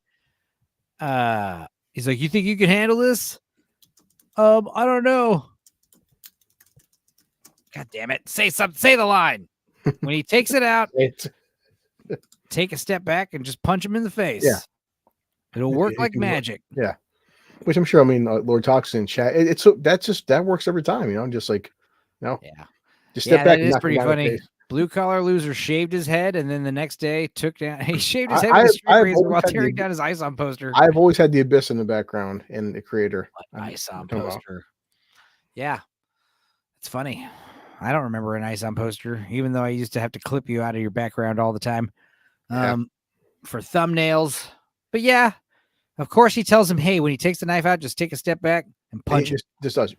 And it works just like that, just like you said, because all fights are 100% predictable. But now, of course, Dalton finally fucking gets involved. All right. Yeah, because he does punch him, but he doesn't knock him out. And now he's about to get stabbed again, and then arm break. And again, like the idea that this guy is like, this guy's going to break your arm. This guy's going to break a dude's wrist in front of everyone. Everyone else is standing around, like staring at the fight. And the fucking band is just, the band's just playing. Hey, Billy, there's a chair right here. Yep, you chill. The band doesn't stop. Why would the band stop playing? It makes no sense. Yeah. Look at them. Nope. I don't know, dude. I don't know. That's quite dedication to the craft, I'm saying. Very, very, very dedicated. Let's see. Oh my God. This is going to be a long one. Good thing I brought whiskey. I know. And good thing we started early. Because we got the whole day ahead of us. But yeah. It's not going to be too long. I'll probably skip forward a little bit. We've got a few things where he meets some other assholes that work at the bar. We've got a little brief montage where we're seeing credit. Yeah, we're seeing some girls dancing on the stage, being told to dance on the ground. Yeah. Skip. We see this guy kind of also taking off, being a bar bouncer. But why do you have dangly earrings? You shouldn't wear shit like that if you're going to be getting in fights for a job. That's just my opinion. Also, this necklace, not a good idea. No. The shirt's good, though, because you want a shirt that'll easily tear away. You want a shirt that if someone grabs and pulls on, the shirt just comes off. Because, if you got these heavy duty, collared shirts, Like this guy, you can just grab him and fucking tug him around. Now, obviously, the buttons might undo, but still. It's like, why do you have all these pretty girls that just go to this restaurant, the bar, if it's so fucking nightmarish? They do kind of mimic the first film because they had these hot chicks dancing on the bar, and they take them down. Just like part one. You've got other dudes. This is Blue Collar right here, where he's like, "Yeah, you need a cab, buddy." No, I need booze. Here, this is mine. No. How many times has this happened to you, Blue, where you tried to wrestle a bottle out of a bartender's hands? Oh, is this a rainbow tattoo? I meant nothing. She's an ally, guys. Who would have guessed the fat girl with fucking 50s style reading glasses is an ally? You just pick the fat chick because they can't fight much. Well, she's basically when a fat girl like this has this rainbow, it means I will take anything I can get. Yeah, okay? That's true. Man, woman, dog, or sheep. Just kidding. I'm sure she's a lovely woman. Just being mean. But yeah, maybe honestly, it's like this guy and this girl. Even why not the two of them? Maybe I like playing matchmaker. Jake Gyllenhaal's like, look, man, I can hook you up with this bartender. You just got to chill out. Come back for your keys tomorrow and ask the bartender out. She's really like all over my nuts, and I'm finding it awkward. Yeah, I need to pass her off to a homie. now she's about to get real. If anyone knows in the chat what the hell this tattoo on his neck is supposed to be, I want to know.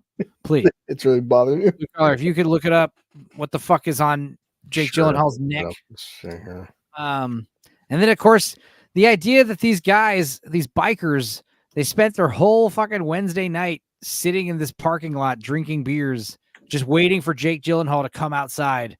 And once they came outside, they basically like intimidate him by throwing beer bottles and driving off.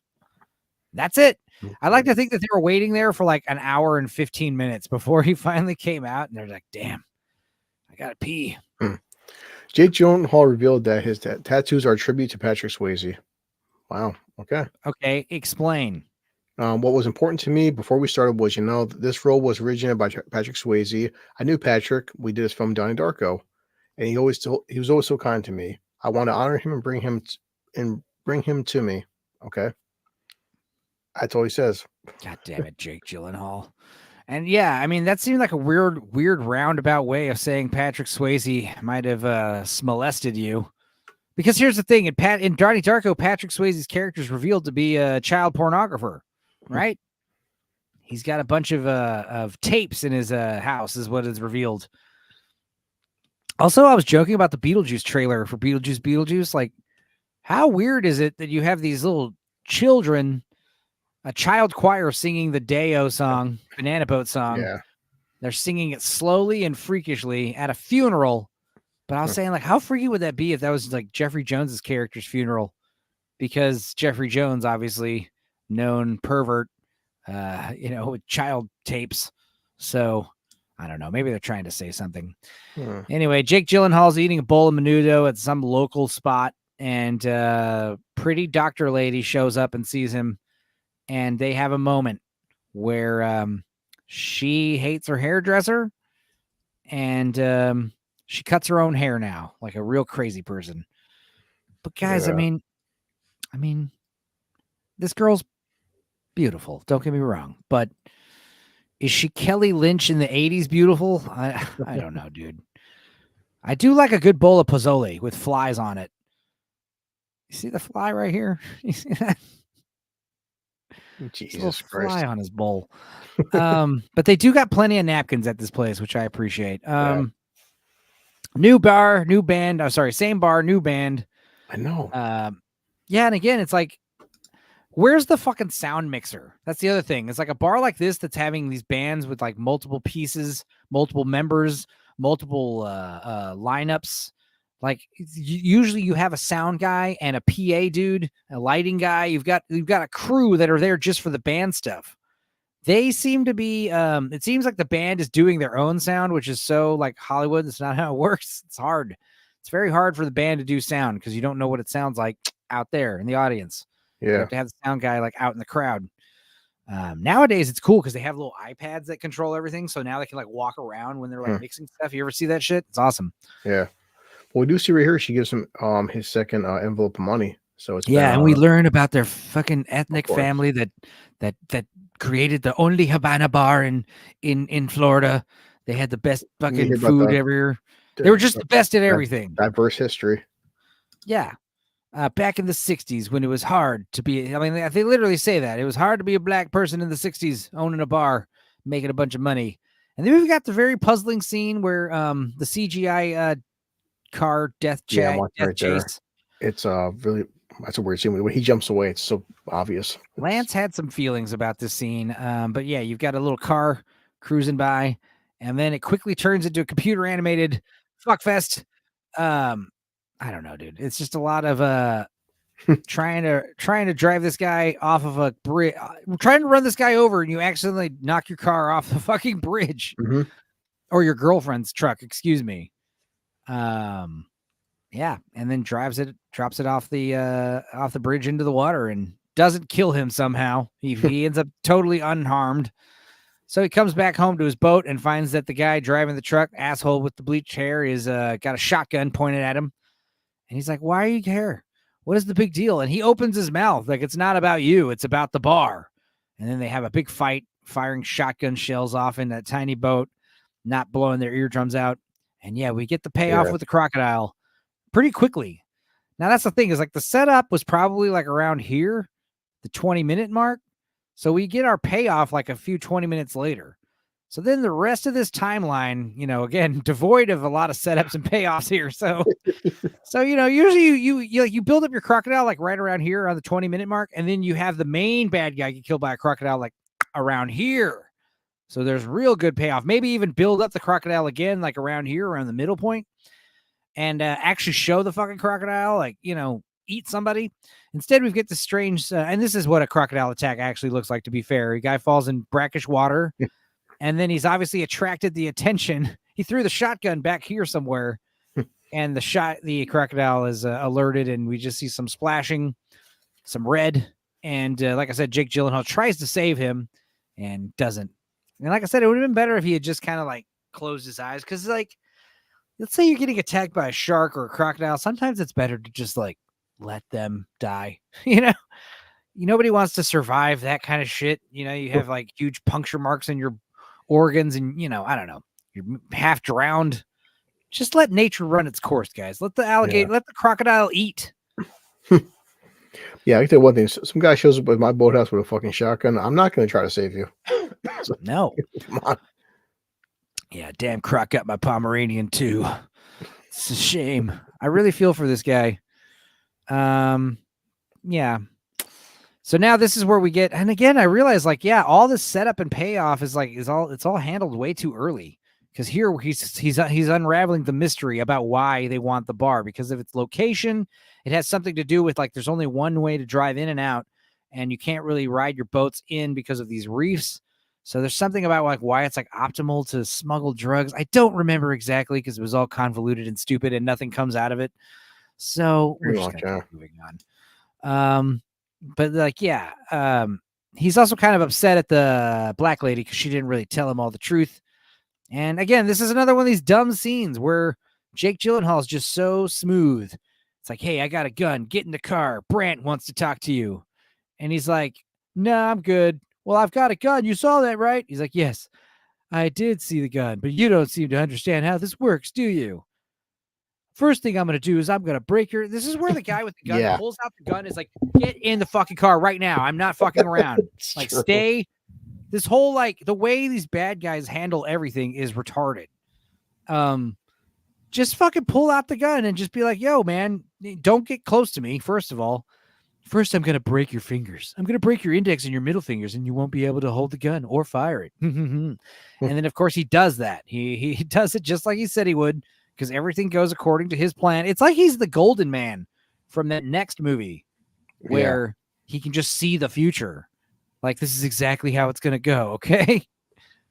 Like, I don't know, dude. And, of course, it's like he has to cry, and this guy comes out, and he's like, "You have a gun, too? I left it in the car, I think." Everyone's got to be, like, bumbling and afraid of him, and he's just got to be like, "Well, there's a hospital 25 minutes away. I'm going to go walk." How does he know that they're not going to drive up on him in 5 minutes and shoot him? Like, right? True. Yeah. Why? He's still got a ways to walk. He's got several miles. He's at the bookstore. He's at the bus stop. So he's got to walk 2 to 3 miles to the bar. Why the fuck does this guy get in his truck and also try to run him over? Why doesn't he get in his truck where his gun is and just fire 3 rounds into his spine? They're that afraid of him. Why doesn't Dalton have a gun? He probably because he's a felon, he's not allowed to have one. But it seems like these guys, I mean, these guys don't have legal guns. He's so badass he doesn't need one. Why doesn't anyone at the bar have a gun? Why doesn't any pedestrian have a gun in this movie? This is Florida. Am I correct? She should have a gun. She should have fucking a gun in her fanny pack right here. You know, right next to her can of mace. Yeah, really. Anyway, more bar shit. Everything sucks here. Let's go to bad guy. Yeah. Bad guy with his broken thumbs. Bad guy whose friend got eaten by a crocodile. They're all laughing, and then Dad calls Brent, and he throws his damn iPhone in the ocean and tells his buddy to go get his iPhone. It's so stupid. You're not gonna find your phone. I mean, I'm assuming the phone was waterproof. It's one of those expensive waterproof phones, but don't phones sink? Yeah, definitely. I mean, I know you can get those.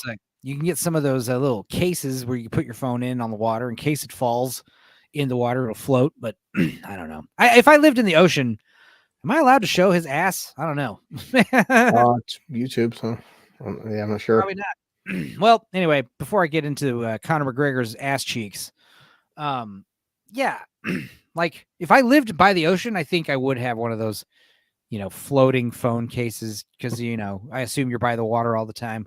If I lived by the ocean, like I live like an hour from the Gulf of Mexico, so that's not the same thing. The ocean here is brown, but if I lived by a crystal blue ocean, you goddamn right, I'd be like a beach rat. I'd have I'd have sun bleached like blonde, like fucking dreadlocks, and I'd be like wearing puka shell necklaces, and I mean, I already wear fucking thong sandals everywhere I go, so kind of cut out for beach life. You know what I mean? Yeah, you're in the wrong state. So I'm not going to show this, but Conor McGregor is in Italy, and he's sleeping with some beautiful Italian woman, and the Italian woman's husband comes, and I don't know, dude. It's just his performance is this the whole movie. You're going to see this, and this is basically how he acts the entire movie. Yeah. Just like an insane psychopath walking like a freak. And not caring if he's butt naked. He walks. He's just like, that's him the whole movie. Yeah. And I hated this. I hated it. I hated it so much. Okay, see you all later, says Keith E. Don't worry, man. I don't expect you all. It's like he bends down naked and he grabs his cell phone out of his socks. So like I don't. Okay. Oh yeah. I mean, I guess he is wearing socks, so that makes sense. But yeah, I mean he's not walking barefoot, so he's got sure. At least it wasn't in his ass. Okay. But yeah, he's on a phone and he's clothes shopping, walking around butt naked, and then he doesn't buy clothes. He steals clothes from some pedestrian, and then apparently, he beats up some guy and steals his oversized coat, only the coat, and then he lights the place on fire somehow. So his dick and balls are still hanging out. Well, he intentionally gets a pretty long jacket, but I mean, I imagine you could still see his dick and balls at certain angles for sure. Yeah, and then beautiful Dr. Mid shows up in this awesome fucking boat that belongs to her ex-boyfriend. And dude, what a cuckold move to like go pick up the handsome new bouncer in your ex's boat. Like and take him to the fucking island you used to take your ex to all the time. That was probably the island he took her to. He showed her that island that she drives him out to. Bitch. And here she is taking her new boyfriend. And of course they just kind of do the thing where they set the boat, set some chairs right on the shallow water and drink some Blue Moon. Such a woman beer. Blue Moon. And of course she starts asking him personal questions about where he's from. Where from Montana? What did you used to do? And he's like, fuck this. I'm not here on a date. I didn't agree. This is over. Right. And it's like, no, we are on a date, handsome boy. And honestly, like this is the part where like she stands up and you realize like she's like really good looking. Yeah. I mean, she's okay. I think it's because she cuts her own hair. I think if she had like longer, better hair that was shampooed, had that herbal essences going, Also, if she had huge titties, that would probably be an improvement. I don't know. She's just looking a little like a Florida meth head, Average. She's dressed like one of those girls from the movie Spun, Anyway. Yeah. It's just, She's like, look, we are on a fucking date, big boy, whether you like it or not. And this is like the only romance we get in the entire movie is this little fucking half kiss. He's all hesitant too. Like, do I have to do this? Really? Is this shit part of the contract? It's a little makeout session. I mean, maybe they do have sex right there. I'd assume they do. Fuck, but why not show us? I want to see some sex. Oh, and then this guy drives like a maniac. Like I said, Conor McGregor's character should be dead 1,000 times over or in prison. There's no way a dude operates like this level with such impunity in this day and age, especially in a fucking gun-toting American red state. Driving like this, stealing cars constantly and fucking driving around recklessly. That's not allowed. All right.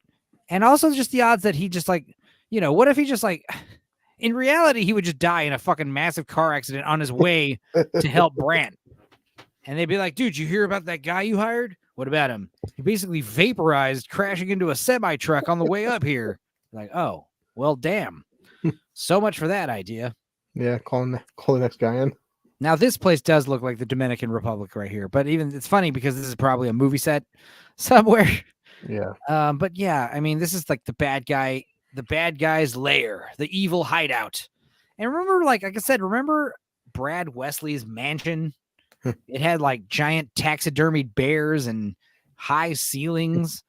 This place looks like a shithole. It does. And he doesn't have a helicopter. He's only got a nice boat. It's just very strange. It's like, whose fucking bikes are those? I crashed into them. I destroyed my fancy yellow car. And then I wrecked into your bikes. And now I'm here to start shit, eat all your sandwiches because I'm hungry. He's just playing the same. He's just so over the top in this movie, and I don't like it. But of course, it's like you could argue that was by design. You're not supposed to like the character because he's a bad guy. Yeah, I just don't. It seems like almost like too over the top. I'm gonna need more of these sandwiches, mate. Lottie, make sure you give me more sandwiches. I'm gonna need them. He's got a stupid clover ear, cauliflower ear. Yeah, that happens from fighting. It happens. And then, of course, also, I don't like how Brandt has the side of his head shaved. It looks so weird. It looks like a mistake the barber did. Yeah, and he comes in. He's like, yo, man, don't be hanging up hammocks. Get rid of these weirdos. Who are all these people hanging out here? You have your intimidation factor. He doesn't realize that this guy was hired by his dad. So he doesn't know that he's supposed to be here. He's like, who the fuck are you? So you've got like this early on, this guy's basically showing up to like take over. Yep. Whereas like in the original, like Brad Wesley had his little right hand crazy man who was like subservient to him. Yeah. Did whatever he said. He was like a hound dog. This one is like, this is like a lion coming in on another lion's territory and just like fucking shit up. It's not the same dynamic. Nah, not by any means. But he always walks like this fucking stupid walk. Yeah, it's got this little like it's distracting. It's strange. Anyway, his golf club's here. Yeah. Oh yeah, the golf club becomes like his weapon of choice for some reason for the rest of this movie. And again, it's like, why not just like this will do nicely, like a big fucking shotgun? Like if you guys are really here to cause mayhem, why doesn't every single one of them have a handgun? Like, right? How am I supposed to take your biker gang seriously if you guys aren't even strapped? Right? Yeah, sure. And we have Jake again. He's shirtless. Yeah. Do you need to take a nap, blue collar? No. You sure? You need some more coffee? You can go get coffee if you want. I should make some more. But yeah.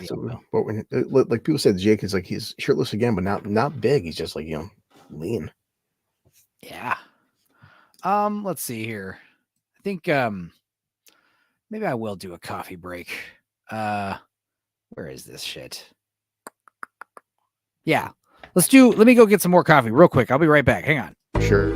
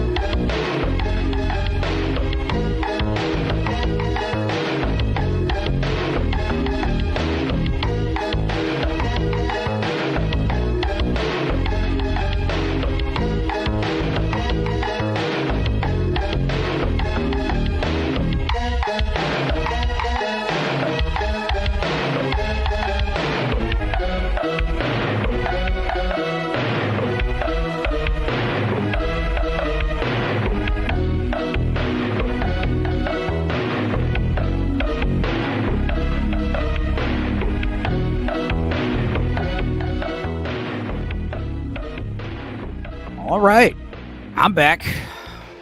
You know, I don't really do that often. I don't really do that kind of stuff often, but that was nice. I got my coffee. Back for round 2. Halfway through this stupid movie.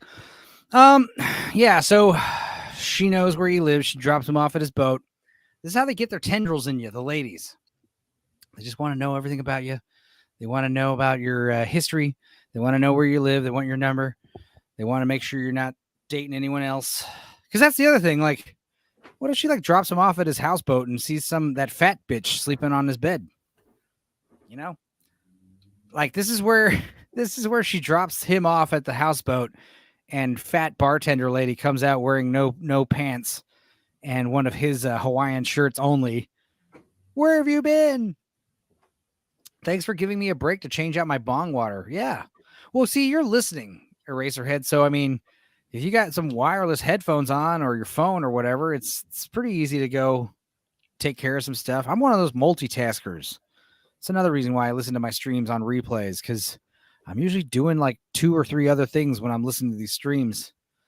And like I said, it's very hard for me to not want to leave comments and stuff when I'm listening to these live streams live. So I appreciate you being here. And of course, sometimes it's good to take a little recharge, a little 1 minute, get some coffee. See, I think I should have told Blue Collar, by the way, the video is only a minute long, so hurry up. It's okay. Let's see. James West here. This should be discussed. Oh, sure. This is IMDb rankings. We'll talk about that on Monday. Sounds like a good idea. What else is going on? Yeah, we'll get to that in a second. Okay, sorry, we're back. So yeah, waitress, bartender, doctor. Doctor gets to drop off handsome Jake Gyllenhaal at his boathouse, and instead of fat lady wearing a Hawaiian shirt, there it's we've got these 2 sheriff's department people, 2 guys, 1 mustache. They share the mustache. They alternate between days who gets to have the mustache. And yeah, we need Dalton to come with us. We need you to go visit somebody. And I thought that they were going to be visiting the famous George Brandt. Take him to the prison, and we'll see. We'll have him talk to him behind like some kind of on the telephone between the glass type thing. But that's not what happens.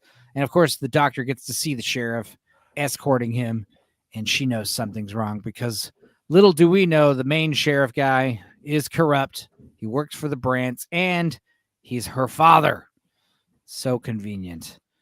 And yeah, you have to go have a strange meeting in a cop car, and it is the bad guy from Desperado. I can't remember his name, but his name's Big Dick. So please call me Big Dick. I'm not going to call you Big Dick. Starts to talk about his name. Elwood reminds him of the boy named Sue. Insinuating Elwood is a girl's name? I don't think it is. Blue Collar's coming back. I hear him. Blue Collar. Blue.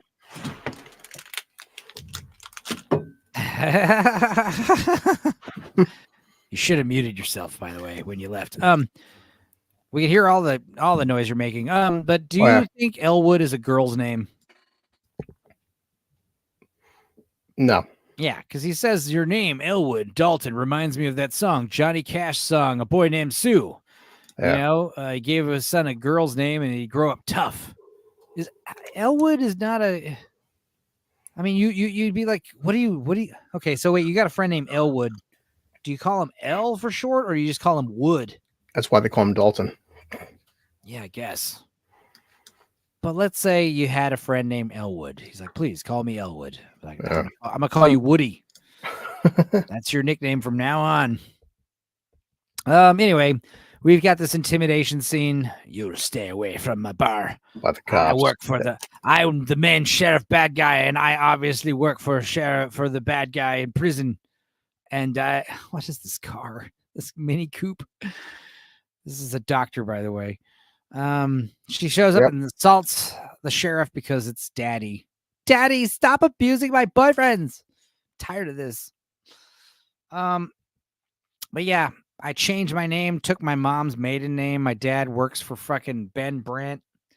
Ben Brandt is the dad, I guess. No, my father works for his fucking son. Look, guys, now we've got the emotional payoff right here. This is where the motivation comes from. Asshole, for some reason, decide to light this bookstore on fire. I don't know. Like, how do they know that this bookstore means anything to him? Yeah, they saw him here one time, right? The fat black dude saw him here. They're just smart detectives. Also, like arson, like committing arson. It's a lot different from just showing up and like, smashing a few things with a baseball bat or just waving a gun around saying, hey, you better fucking play ball or we're going to do this. You're literally like, this is attempted murder. I mean, and of course you've got father who's a pacifist and a pussy because he's intellectual. That's like I said, all black dudes is the same in all these movies. They're all bookworms and fucking pacifists. Black dudes are not allowed to be awesome, tough guys anymore. Like, why don't you make Dalton black? Why don't you just race swap him? Because they don't want black dudes to be masculine. They don't want black dudes to be tough. True. They want to showcase what they want black dudes to be, black people. They want black dudes to be attentive fathers, and they want black dudes to be smart. They don't even realize how racist they're being when they keep like posturing this way, when they keep showboating these types of characters. They basically are implying that black dudes aren't doing this enough. So we need to, up these numbers and make all the black characters like this. And they don't realize how racist they're being. Just make your fucking black dudes like, all the other characters in this movie. Everyone in this movie is a tough asshole, except this guy. For sure. We're on to you, Hollywood, you fuckers. Get out back. And also he also is like totally like cuckolded by his own daughter. He like has to fucking he also has to like take her orders, basically get her word on everything. Apparently, according to her, she's part owner of the bookstore. Anyway, she's got to stand up to these bullies. We don't see anything, by the way. He walks to the bar. Now we've got this old piano player. I don't know. Like I said, just pick one of these bands and stick with them. ZZ Top over here. Yeah, ZZ Toupee. Yeah. So I don't remember what's happening. Oh yeah, this is finally Dalton and Ben Brandt. They finally meet, and I did like the part later when the black girl makes fun of this guy's costume. Yeah. He's dressed like a pimp on Easter Day pimp or some shit. That's so funny. The only thing he got right was, YouTube. He's a YouTube and the internet try to hide it, but fuck internet. Once it's up there, you can't hide your shit. Yeah. And this is one of the few times we get to see a smartphone being used for smartphone purposes. But yeah, he's basically saying like, look, I got the video. I know about you, that time that you killed the guy at UOC. I found right. Here's you first, even though he was your friend, you insisted on pitting him again and again and again. And he says, it was right here. This one right here is the one that I think did it. That insinuated killed him. And he's like, so much. He just fucking look. He needs him right in the face too, man. Like, damn. Yeah, it's pretty overkill. But again, it's like it just brings me back to like, why was he hired for this job? Because James Dalton, Roadhouse, Patrick Swayze Dalton, he's the world's most famous bouncer, and which is so silly and hilarious and awesome, and it makes you want to know more about this. Like, wait, true. People get famous being bouncers? Like, wait, excuse me, what? I don't understand. Like, break us into the world of bouncing. We had never really seen that before. In this movie, it's just like, hey, you're a tough hothead. Come clean up my bar. They don't even ask like, are you an alcoholic, by the way? Because like, if you're like a crazy drunk, it's probably it's like, oh, I'm 7 years sober. I don't like to be around alcohol, so I can't take your job. That shit happens. Or hey, I've got a wife and kid, maybe, or luckily he's got nothing. He's got no reason to live. So he just decides to go to this bar and clean it up for some reason. And of course, just like in the first movie, takes off more than he can handle. But yeah, we've got a confrontation between the bad guy and he looks so out of place here too. It's like the only motherfucker and the only man in the bar, like wearing a jacket, wearing layers. One of the few dudes wearing pants. like slacks. Everyone's either wearing jeans or shorts. Yeah, it does seem you're kind of overdressing for the fucking climate here, buddy. Yeah. And then he goes outside and sweating his balls off. And then he goes outside and basically lets his dogs loose, tells Conor McGregor with his coveted golf club to go crazy. Make it hurt as much as possible. Right. Watch him go Mr. Blonde on everybody and start shooting people in the head. And you're like, whoa, whoa, whoa. Not that crazy. And it's like, well, you told me you could burn the place down. I assumed you meant I could kill everyone too, right? I don't know why. I did laugh this one scene. Conor McGregor, he goes, it's been a while since I've been clubbing. Yeah, that's funny. That's why they set up the golf club, just so they get that one dumb joke. It's true. God, let me see if I could. Yeah, hey, nice suit. It's at the 113 mark. You look like a shitty pimp on Easter. Get the action. It's been a while since I've been clubbing there, ending. Oh yeah, we'll get to that in just a second. Let me stop sharing for a second and move forward a little bit. Then again, you always have bad taste. I want me Lucky Charms. He says, "Hey, it's Cleopini, Frankie. I went to Italy to get it fucking fit. Look like shit." That was some good stuff. There were some good lines in this movie that were okay, but yeah. You know, what are you doing at my place? And he says, anything I want, anything I fucking want. Anyway, Conor McGregor gets to do his famous his clubbing scene. We're gonna go clubbing, boys. Yeah. And again, the band, they're like paid to not stop playing. And also the idea of two fucking drummers. Ew. Where's Fiona? I bet you she left. But if she was here, Angel's angry now. Two fucking drummers. How goddamn dare you? It's just so unnecessary to have two drum set players. They're both playing the same beat, probably. They're both. Let me see here. Yeah, it's like you got one guy who's playing the hi-hat and the other guy playing the floor tom. It just sounds like nonsense. Here, usually you have a drum set player and then a second drummer who plays like auxiliary stuff, like bongos and shakers and tambourines, and he's doing all the cool little toys. And you've got a drum set player. King Crimson had 3 drummers at one point. Yeah, and it's like, look, like you could do what Ringo Starr did. You know, like anytime Ringo Starr was playing live, he had a second drummer to like back him up. The Grateful Dead, like have 2 shitty drummers, and that'll be like one good drummer. You know, so that kind of works out sometimes because like. It's, you know, some drummers, it's hard for them to be, you know, filling up all the sound, you know, like you're supposed to. Anyway, this band just can't stop playing, though, no matter what happens. It's so stupid. Yeah, so Conor walks in, too. He's just all smiling over the top, and it's... hey! Just what I thought there. What an asshole. This roadhouse is mine.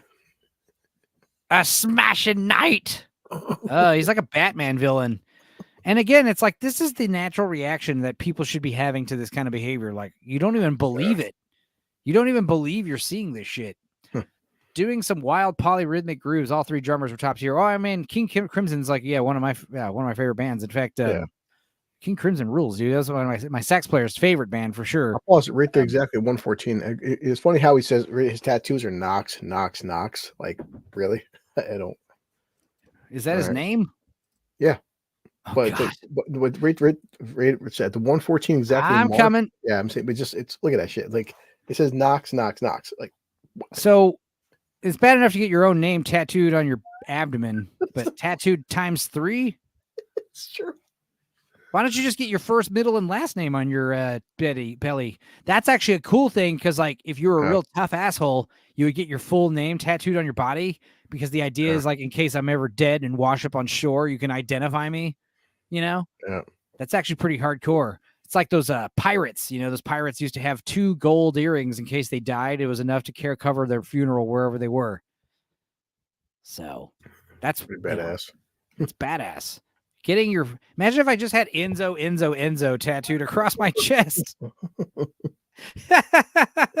Maybe the more I think about it, the more I want it. Anyway, he's like I said, he's really showing off his hair plugs and his new teeth. He got beautified. The Hollywood people beautified him. They capped all of his teeth. They did to Ben Affleck, remember? And they fixed his hairline. And he's so happy. That's why he's happy. And they gave him a bunch of new lifetime supply of roids. Yeah. So he's set for life. Now this shit is so strange. Ladies, maybe you could help me. There are no ladies in the chat. What am I saying? But here's the thing. You've got like this guy go up. He just broke a bunch of fucking shit with a golf club, right? He assaulted 1 or 2 people already. And the first thing he does, and the third thing he does is go up to this oh God. God, it's that fucking Conor McGregor's Lord Toxic. There's some shit Wes would do. No. Yeah, Lord Toxic's actually a big softy. It's all a front. Nah. Steal wait. one man's woman come in front of him. Hell yeah. I've got to show this thing again. I didn't realize this, that the fucking old greasy singer does a pussy licking. Yeah, 2 lick for my get on boy. Jesus Christ. Nobody wants to see you do this, sir. Ever. No, all right? No. That's a hard no from everyone, all the ladies and the men. Don't do that. That is gross. All right, anyway. He goes right up to this beautiful woman and is like, "Hi, I'm Knox. Howdy." He's like, "You want to go on a dance?" And the girl's boyfriend's like, "What the fuck, dude? That's my woman." I believe that though. I've had girls. But the thing is, she's not even scared. She's literally like willingly like going off to dance with him. She's like, "Okay, sure, I'll be." And he's got his golf club with him. You don't know if he's about to crack her in the face with it at any given moment. You have no idea. That would have been a way better movie if that would happen. No, it wouldn't have been. It would have been insane. But she's like literally smiling and dancing. Like, what the fuck? She should be like freaking out, like looking around, like, "Someone help me, help me." And of course, you got the old guy with the fucking cowboy boots and the maracas. Each of these bands get progressively worse. Fiona would probably agree. But yeah, everyone's just sitting around watching Conor McGregor take over. And what does he do? He's like, "I hate the song." That's pretty badass, man, to be ripping down fence wire like that. I mean, sure. Back up, dude. All right. Anyway, fighting, breaking the whole bar, calling out for Dalton. "Where's Dalton? Tell me where Dalton is." And then Dalton finally, after they destroy hundreds of dollars worth of property and beat up several people, he kind of lays up. "What do you want?" What? No, he's so bored and doesn't want to do this shit. Like, I mean, this is a man who's given up on life. You know what I mean? Like, anyway, this guy really wants to fight, and they have their big square off. And of course, I have a tip for you: don't stand too close to anybody. Headbutts him, and of course, you take a giant headbutt to the face and you just walk it off, no problem. He should be like cross-eyed right now. You know what I mean? He should be like, yeah. Who? Definitely interesting fight here because it shows Dalton just like he's still more of a badass, can't take any kind of damage. The world's most notorious fighter, Dalton. Yep. That's the other thing is like when you're a famous UFC fighter, usually people know your first and last name. Elwood Dalton. Nobody goes by a last name basis, but like with a bouncer, he's the world's most famous bouncer, Dalton. You know, that makes more sense that people would know him by some one name thing like Madonna. I don't know, dude. So many questions. Yeah. Anyway, I do have a handshake. Hand. Overall, this is a good fight scene between the two of them. I mean, good choreography. I mean, it's all right. I think the problem is the camera work. All the movies have the same style of camera work these days with the fight scenes. Yeah. He's like, I don't know. It's too high, too much movement, too crazy. The editing's too fast. Also, yeah, this shit's funny. Throw the guy in the bar and then start punching bottles with your fucking fists. I know. I was crying. Fists, like, unscratched, and also, you're wasting all that precious liquor that blue collar. Hell, dude. Oh. I don't know, guys. It's just the bar is getting torn up. Everyone's defenseless. Nobody knows what to do. I did like the scene though because finally, Knox is like, "What the fuck?" Because Jake Gyllenhaal, like you said before, he's all robotic and shit, no emotion.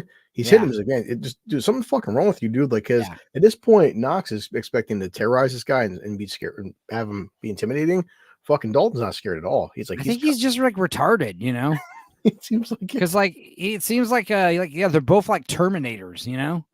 Yeah, where it's like Conor McGregor's only emotion is like happy, insane, whereas Dalton's stoic. Dalton is like emotionless, insane. Well, yeah. There's a difference between being stoic, like in Patrick Swayze's Dalton, versus like cold.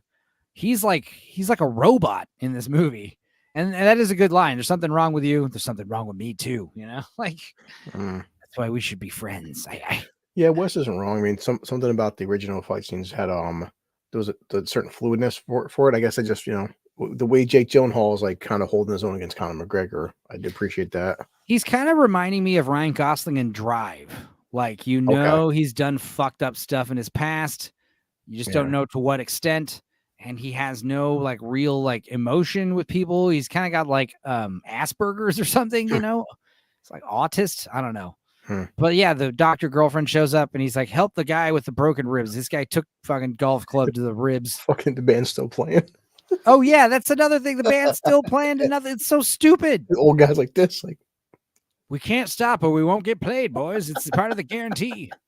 And what's so funny is you have like a band like this, 1, 2, 3, 4, 5 players. You got 2 drummers, 3 musicians, and they probably only get paid like $500 to play in this shithole all night, plus practices, plus travel. So they get like $100 a man.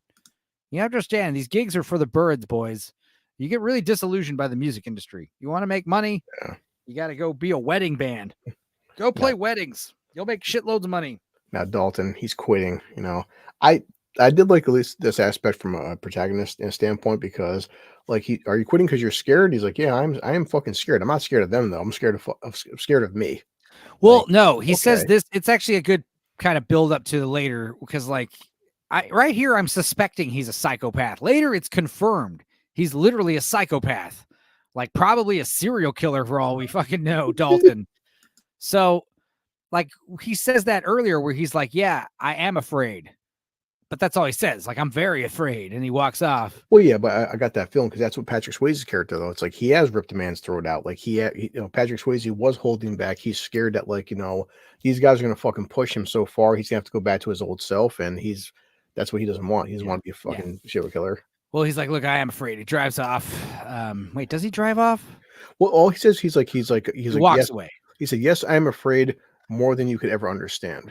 And it'd be funny if he's like, yes, I'm afraid more than you could ever understand. And he gets in her car and drives off with it. He'd be like, where the fuck are you going? Bye. Thanks for the car. I'll take that as a final payment. Anyway, so then we cut to Bradley Brantonson, whatever. Alcohol. All right. He's drinking Maker's Mark. He just finished a bottle of Maker's Mark, which is implying either the bottle's already close to empty or he's fucking pissed your pants drunk.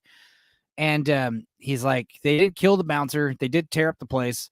But most of our guys are pretty banged up. And he just says, go get me. The wrong cop showed up too. So that means like good cop showed up and actually broke up stuff. And he's like, you need anything? He's like, give me another drink from the galley. Give me another bottle. I like this scene though. This was fun. She's like, she's pouring herself a drink at the torn up bar and she like finds a piece of glass in her drink, spits it out. So that's fun. And then, he's walking home. So wait, I'm guessing the boathouse is past. No, he's walking to the bus. I get it. Yeah, that's right. Okay. It was Jack Reacher again. He was at the boathouse when he said he's leaving. Now he's walked to the bus stop and he finds that the bookstore has been burned down. Oh no! I tried to get out. They pulled me back in. Yeah, and this is a good motivation for him going insane. Where's the little girl? Little girl had a father. They're fine. They got away. Blah, blah, blah. And this is kind of where he loses his mind. And he go to the bad guy's establishment.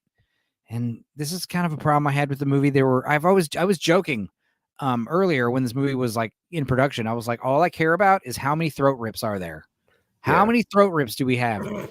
I am sad. I was hoping that we'd get more throat rips. Because in the first one, there's an implied throat rip in the past. Yeah. And then there's one throat rip that we actually see, or were there 2? Huh. Just one, right? That's all I remember, yeah. Just the one on the beach. So this movie should have had like 2 or 3 throat rips. Like he should have been ripping everyone's throat out. Remember the MacGruber? Remember MacGruber? Where he's like ripping people's throat out left and right? Like that's what we have to watch that. You, me, and Wes. Fucking love that movie. April's comedy month. Yeah, another film I watched in prison. Uber's funny as hell when he's like fucking ghost on the grave. He's like air fucking the ghost, the tombstone. Every fucking dude in prison was laughing their fucking ass off, man. That movie's so. Oh my dude, god, when Gruber's like, just tell me what you want me to fuck. Let me start. I'm gonna watch this shit high with you. All right, we'll do that. We'll do that in April for sure. Maybe that'll be April Fool's Day. Okay. Yeah, we said, but April 2nd. the whole exposition where like he fucking punches him in his throat and stuff, and he's got to explain it to him. And That's to how the you know we're audience. watching a shitty movie when we're like, oh God, I wish we were watching MacGruber right now instead. You know, like,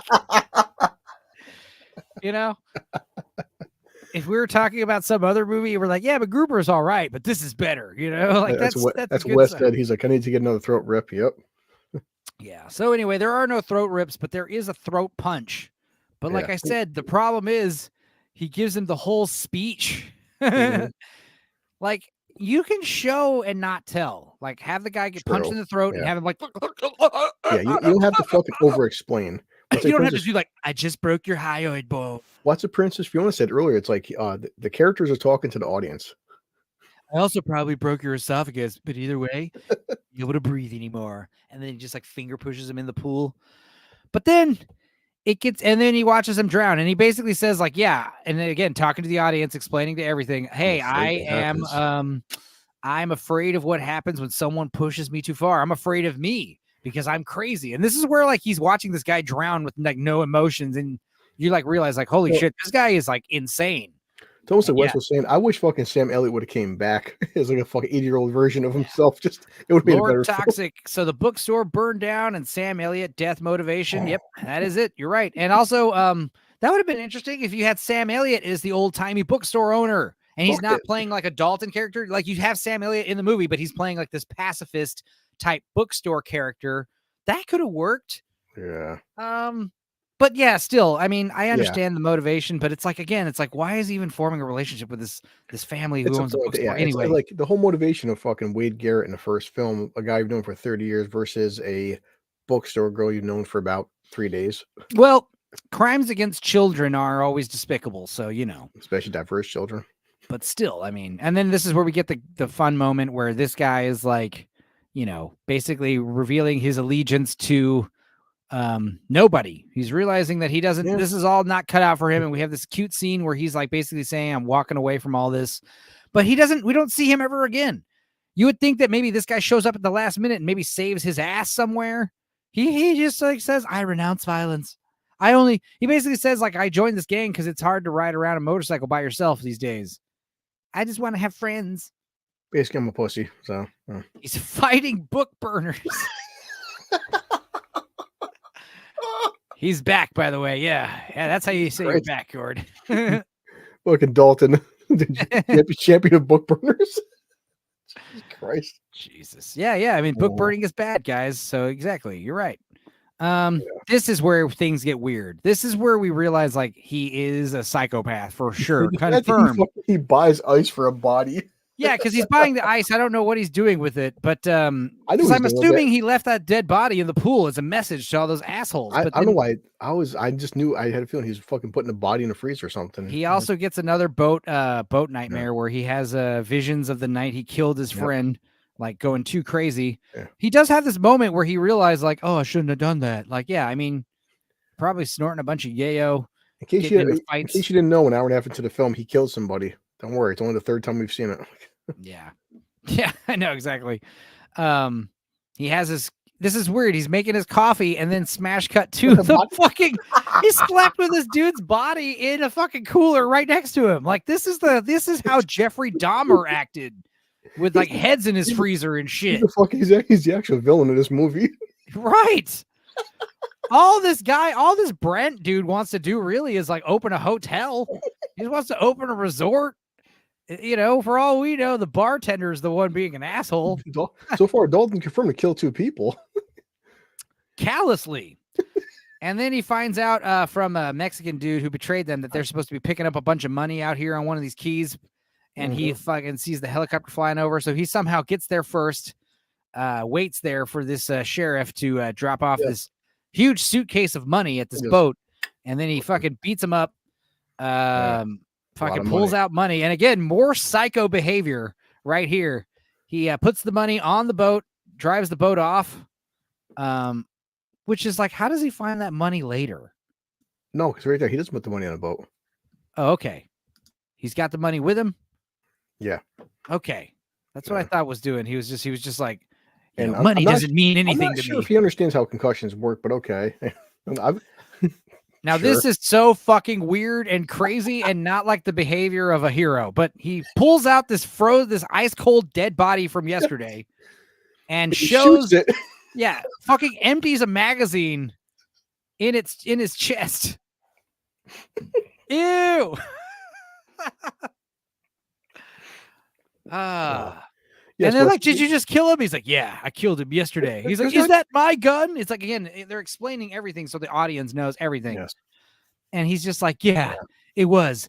I mean, sure, they won't believe you even if I told you. But plus, I'm also going to give you a concussion that makes you lose your memory. But it takes a lot to get me angry. When I do get angry, I just can't let it go. I turn into the Incredible Hulk with a gun. And then he like knocks him over the head with a fucking piece of driftwood. Yeah. Like he is like the Hitcher, Rutger Hauer in the Hitchhiker movie. He's like he's like the fucking Jeepers Creepers monster, you know, he's like insane. And like I said, it kind of does remind me of Drive, because like Ryan Gosling, when he snaps and busts that dude's head open in the elevator, you realize like, oh, like Carey Mulligan's like, I realize I shouldn't be dating this guy. I'm realizing this might be a mistake. And so as he does ask, is there a gentle way to kill somebody? Come on, it's gotta be there's a nice way to do it, right? Yeah, I mean, regretfully, you kill someone with remorse, you kill someone with emotion, you kill someone with like either extreme anger or extreme sadness. When you kill someone with a blank expression, like I'm reading a fucking highlights magazine, you know, like, I mean, it's just like, that's just the sign of an insane psycho, which I mean, it's not like a bad thing to have on your side. It's just bad to have him as like front and center as our protagonist. Yeah. Also, we see that he has dynamite. He's got some dynamite. He's putting in a bag. That'll be for later. And of course, Sheriff shows up to tell him that his beautiful doctor daughter has been kidnapped. I did chuckle during that scene. He goes, I don't have the money. Oh, right. Later. Yeah. So basically, he needs that big bag of money or they're going to kill the daughter. You've got to come with me. Help me. We've got to work together. Dalton, please. Okay, so I'll go, but I'll meet you there later. And then Sheriff ex-boyfriend who owns the boat sees the fucking new boyfriend taking his boat, and like a total cuckold, he has to sit back and he's like, all right, well, just don't scratch it, please. I'm back in 2 hours.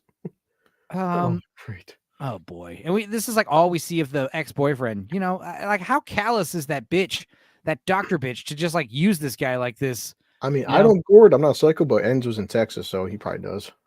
Yeah, I don't carry it around, but yeah, we were watching Space Invaders, and it's like, yeah, what's wrong? What's to say I can't own 7 boxes of dynamite, you know, for tree stumps or whatever the hell I want to say. You know, sometimes you want to remove a tree stump. You need some dynamite. It's better than a tree stump machine. Those are expensive. Yeah. Dynamite's cheap. It is cheap. Gunpowder, dynamite, gasoline. They have in common, right?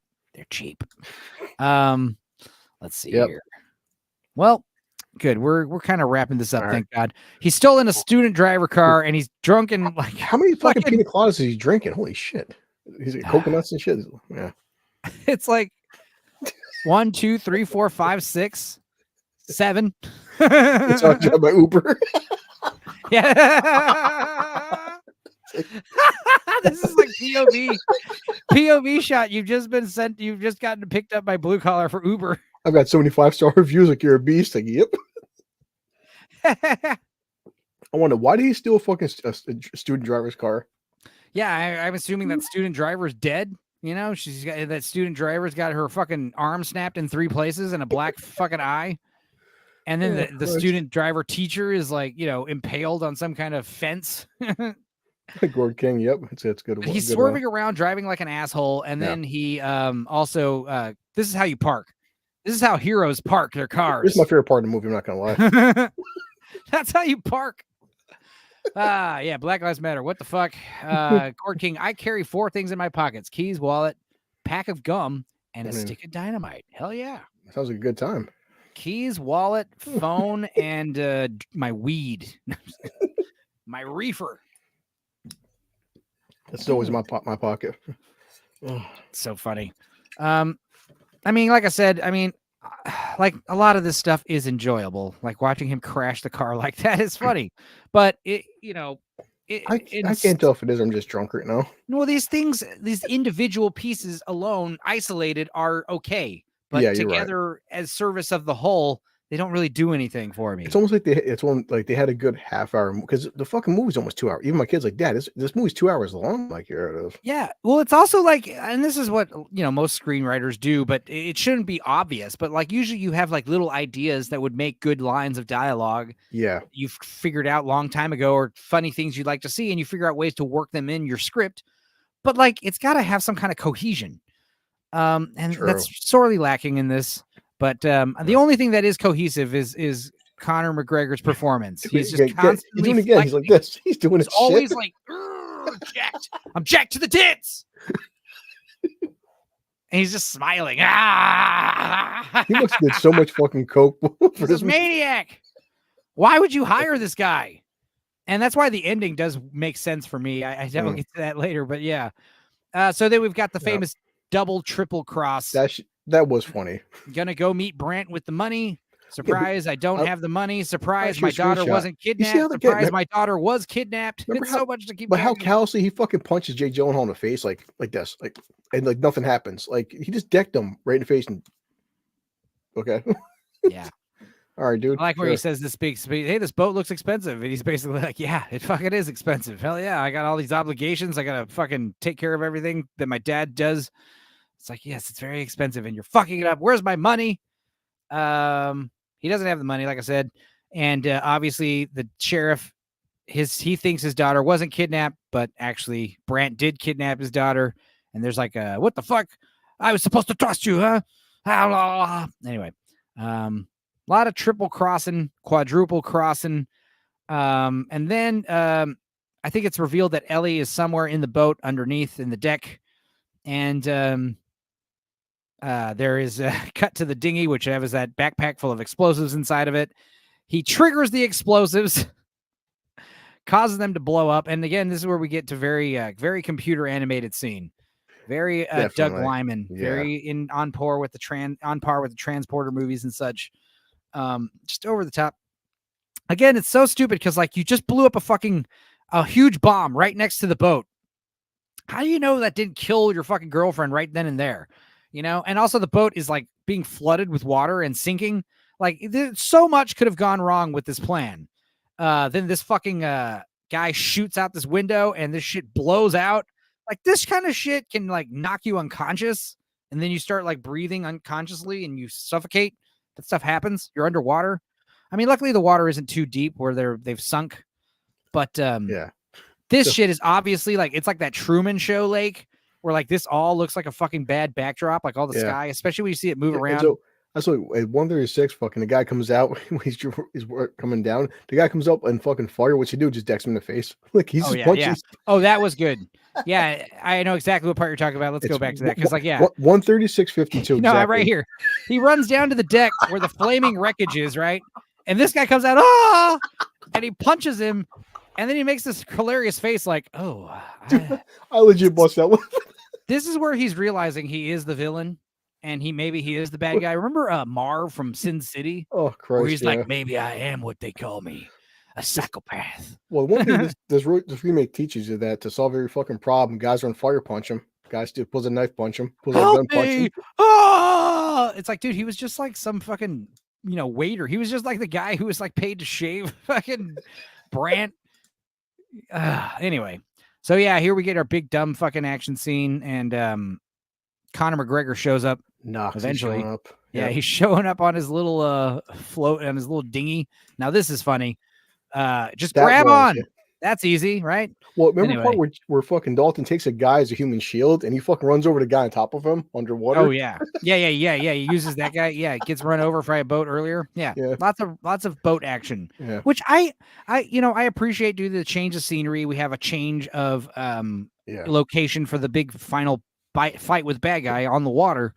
But of course, you've got Chicken and you've got main bad guy and main heavy all like kind of combining like that's the thing is like the heavy has kind of gone rogue at this point. Still, because Brandt doesn't even like him. He's like, "What the fuck is that psycho doing here?" You know, like I don't want him here. Stupid line too. He's like, "Hi there, matey. Hey, we have our octagon. Who taught you shapes?" Oh yeah, again, that's a stupid line. Yeah, they're not in an octagon. They're on a dinghy. But of course, I did like how like the big finale is going to take place at the Roadhouse bar. Yep. We're going to crash our boats like on the fucking dock. Dude, the way fucking Brandt flew off the boat was hilarious. It was so stupid. Yeah, Knox gets his boat crashed, and then he just gets off on the overpass and steals a fucking truck. Yeah, come on. He's stolen like 5 cars in this movie so far. At Wes least would know this. This is Florida, right? This dude, they would have ran his ass over. Come on. Also, this Mexican dude, like, what's to say he doesn't have a fucking gun in the glove box? You know, he just goes like this. Stop, yeah, because sure. I mean, yeah, you can stop, but at the same time, once he starts walking up to your car, telling you to get in the vehicle, give him the vehicle, you'd be like, okay, absolutely. And then you get out of the car, and then as he's driving away, you pull out your piece and fucking fire 3 shots in his back of his ear, Abraham Lincoln style. From New York and stuff. We're in New York, and some guy walks out, puts his hand out, we just run his ass over. Yeah. So, big final fight at the crashed up Roadhouse bar. Yeah. We've got this moment right here. Sweep, dodging a spear. He's like, you shot a fucking spear gun at me. Yeah. And then they have a big fight. He beats the shit out of Brandt. His fucking dialogue, man. And then Knox drives a truck through the bar, and they have a huge. Oh my god, he's the same fucking. He's like insane. I want to say he's probably one of the most enjoyable part of the movie, with how crazy he is. But then it gets pretty nutty because they have a big fight scene. Wait a minute. Oh, he also kills what's his name? Yeah, he snaps his neck. He goes, "Don't you ever stop talking?" Did that already happen? Did I miss it? Hang on. No, first because he stabs Dalton. Dalton gets stabbed in the side again. Oh, okay, that was weakened. Yeah, no, he gets stabbed in the same spot as the knife. In the same kidney with like not even a knife, but with like a splintery piece of wood. Yep. Ugh. So yeah, big butt naked fist fight. They should just take their pants off too. Man, I did think here Gyllenhaal held his own in terms of takedowns. It seems like it was very like they probably rehearsed this scene for a while. It did seem like he would wasn't too much CGI here, like just some of it, but see, yeah, I mean, it's so hard to like not get stabbed when someone's on top of you, like bringing their weight down, and you have to push up. Like that 9 times out of 10, they're going to stab you. Part of me is kind of annoyed by seeing CGI right here, but I'm like, also in the 80s, people would have clothes on. You're having Jake Gyllenhaal have his shirt off. If you're going to stab him in his side, you have to have a CGI splinter because how do you fake that without, No, true. And this shit's so stupid. He's like, yo, do your fucking job and kill this guy. Hey there. Don't you ever shut up there, Lottie? Breaks his neck. So I do like this. This is like Demolition Man when like Cocteau frees Wesley Snipes, and Wesley Snipes in turns frees all of his bad guy friends. And it's like obviously one of these guys is gonna kill you eventually. Like you're not on the same league as this guy. This guy's insane. But of course, to be fair, his father hired this guy. So I mean that's why there's this resentment towards each other. But anyway. Yeah, on to another splinter, giant broken up piece of table. I'm going to stab the guy with this. And this is where we get into more Psycho.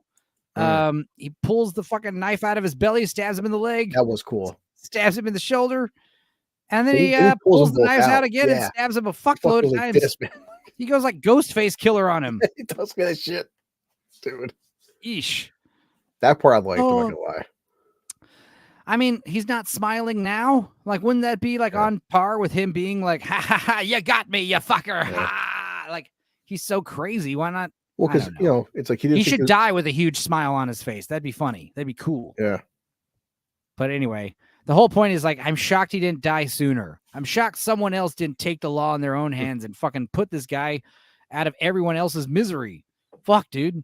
When you have a guy that's this big of a troublemaker, especially out here in Texas or Florida, we don't take kindly to these people around these parts, I tell you what.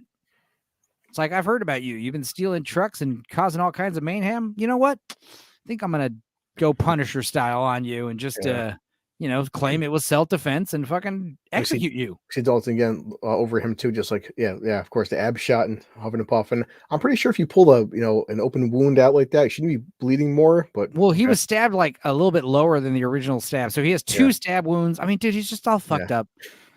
And of course, she's like, "Hey, sorry about all the fucking complications." Anyway, and then the movie just basically fucking unceremoniously wraps up. Yeah, dad, the whole like, I'll cover for you, Dalton, get out of here. Now that I'm chief police, now I'm a good guy all of a sudden. This is the stupidest part of the movie. We're cleaning up. It's like, hey, it'll be fine. It's not so bad. There's a fucking truck in the fucking car in the bar. And also like the actual bar itself is like fucking pushed inwards. It's all falling apart. It's no big deal. We can fix it. Just some elbow grease. No problem. Yeah. As soon as we clear out the truck, it's fine. And then these fucking alcoholics show up at like 2 p.m. Hey, are you guys open? I mean, I want booze. Who am I to judge? Like, oh yeah, we're open. We have no glasses though. They've all been destroyed. So you're gonna have to drink out of your cans like a bowl. And this is also fucking stupid. The intellectual black man is cleaning up his bookstore. We're reopening. We're renovating. All your inventory was destroyed in a fire. Like, this is a total loss. There's no point in trying to put up plywood. But we do get a slightly happy ending and a confusing ending because like I'm pretty sure it was implied he hid that giant suitcase of money on that boat and drove the boat off in a random direction, which means how the fuck did he find that money again later? Wes is right though. He did say that he buried it. He said he buried it and he needed time to go find it. Oh, he buried it. Okay. All right. Maybe he was telling the truth. I thought he was lying when he said that earlier. Okay.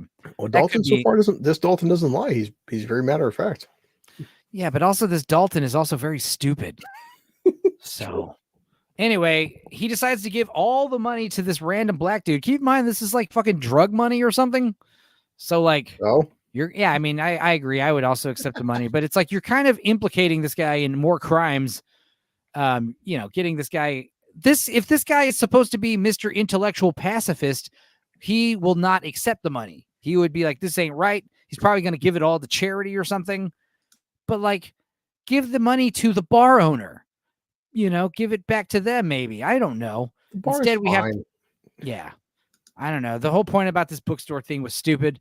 And yeah, I mean, I guess now he's going to buy his book inventory back, and he gets on the bus and drives off. And, the old black man doesn't even get time to say thank you. And yeah, maybe they're reparations. There you go. That's what Tyson said. Maybe they're probably reparations. You're right. Sorry. That's true. Sorry, your great grandfather. Well, of course, and we get the little speech there where he's like, I'm not the hero, and but you're not the villain either, Dalton. Maybe you're not that bad of a guy. You're an anti-hero, just like the fucking Frank Castle. Oh my God, Enzo, I'll tell you when you're done. I just found something out. Tell me now. There's a fucking post-credit scene. Oh shit! There is. I swear to God, I just noticed it now. There's a post-credit scene. Holy shit! I thought you were gonna say I'd also plant the drug money on the black guy. Yeah, that seems like what he's doing. That's obvious. I would have did that, but yeah. Just get. Oh my God, there is a post-credit scene. Yeah. Holy shit! Let's see. I didn't know that. Look, see, because we got flashbacks. You're not gonna believe it. Watch when you see it. I just. Shit. Oh, it's not liking us. Oh my God, no! I swear to God, dude. I mean. Jesus Christ. Why does he always walk like he has a dick up his ass? I mean, I guess where he stabbed it wasn't major organs, so and he shows his ass again. He shows his ass again. He wanted to show it one more time. Yep, there it is. He even has an arrow pointing to his ass, like, "Hey guys, put your dicks right up here. That's where your dicks go." Booty. Holy Christ! Oh, put your dicks up there. That's where your dicks go. It's funny how he's walking. He walks like a guy with a dick up his ass. That's exactly how he walks. Right now, I'm on Amazon. It says right here. It says up next Renfield. Oh my God, that's so funny. I'm really hoping I get that video done by April 5th. I kind of have to. Let's see here. Let me try to do this real quick.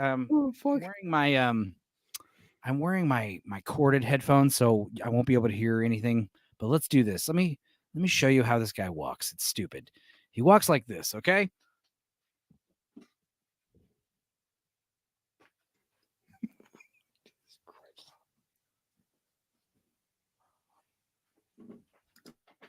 He walks like a fucking leprechaun, which I guess makes sense because he's Irish. I know. That's how I walk. Like it's all Yeah, he took the honey bun. He joins the Avengers. Yeah, he walks out of the hospital and Samuel L. Jackson's waiting for him. He took the fucking honey bun. And it's implied that he just gets into a stolen ambulance and drives off and everyone's okay with it. How have the police not executed this guy? How has he not died by suicide by cop yet? Oh. Well, we talked about this 2-hour movie for 3 hours. That's not too bad. I hate you for that. No, you don't. You liked it. And honestly, I'm glad we did it. I mean, the thing is, I could have talked by myself for 3 hours about this movie, but I'm glad you were here. Like you said, it's objectively certain aspects are so fucking stupid that if you drink, you might have some fun with, or get high, you might have some fun with this shit. But as a comparison to the first one, yeah, I mean, because like you said, the first one is definitely kind of campy, but it's just a certain kind of charm with fucking Patrick Swayze, of course, Sam Elliott, and this doesn't have none of that shit. 80s camp is so much better than current day camp. Yeah, and I don't know why. Because there was like this self-awareness to it. But like I said in my Twitter, 0 throat rips, 0 stars. It's all I wanted was some throat rips. And instead what we got was like fucking insane. Like, here's the thing. Dalton ripped a dude's throat out, right? But he didn't like store the dead dude's fucking body in a cooler in his house. Like, that's too much. Like ripping a dude's throat out in the heat of combat, sure. Fucking painstakingly executing someone, and then fucking keeping their body. Also, is it presumed that body is still in the houseboat right now as we speak? Like, no, because he put it on the beach. Remember with the cop? Oh, right. Yeah. He shot it. I forgot. Yeah, he shot the body several times in the chest to make it look like a fucking skirmish. I see. Covered all of his tracks too, like a real psycho would. Yeah, that was the point. He's like, it's like you won't remember the details because you have a concussion. After bash you in the fucking head with this piece of wood.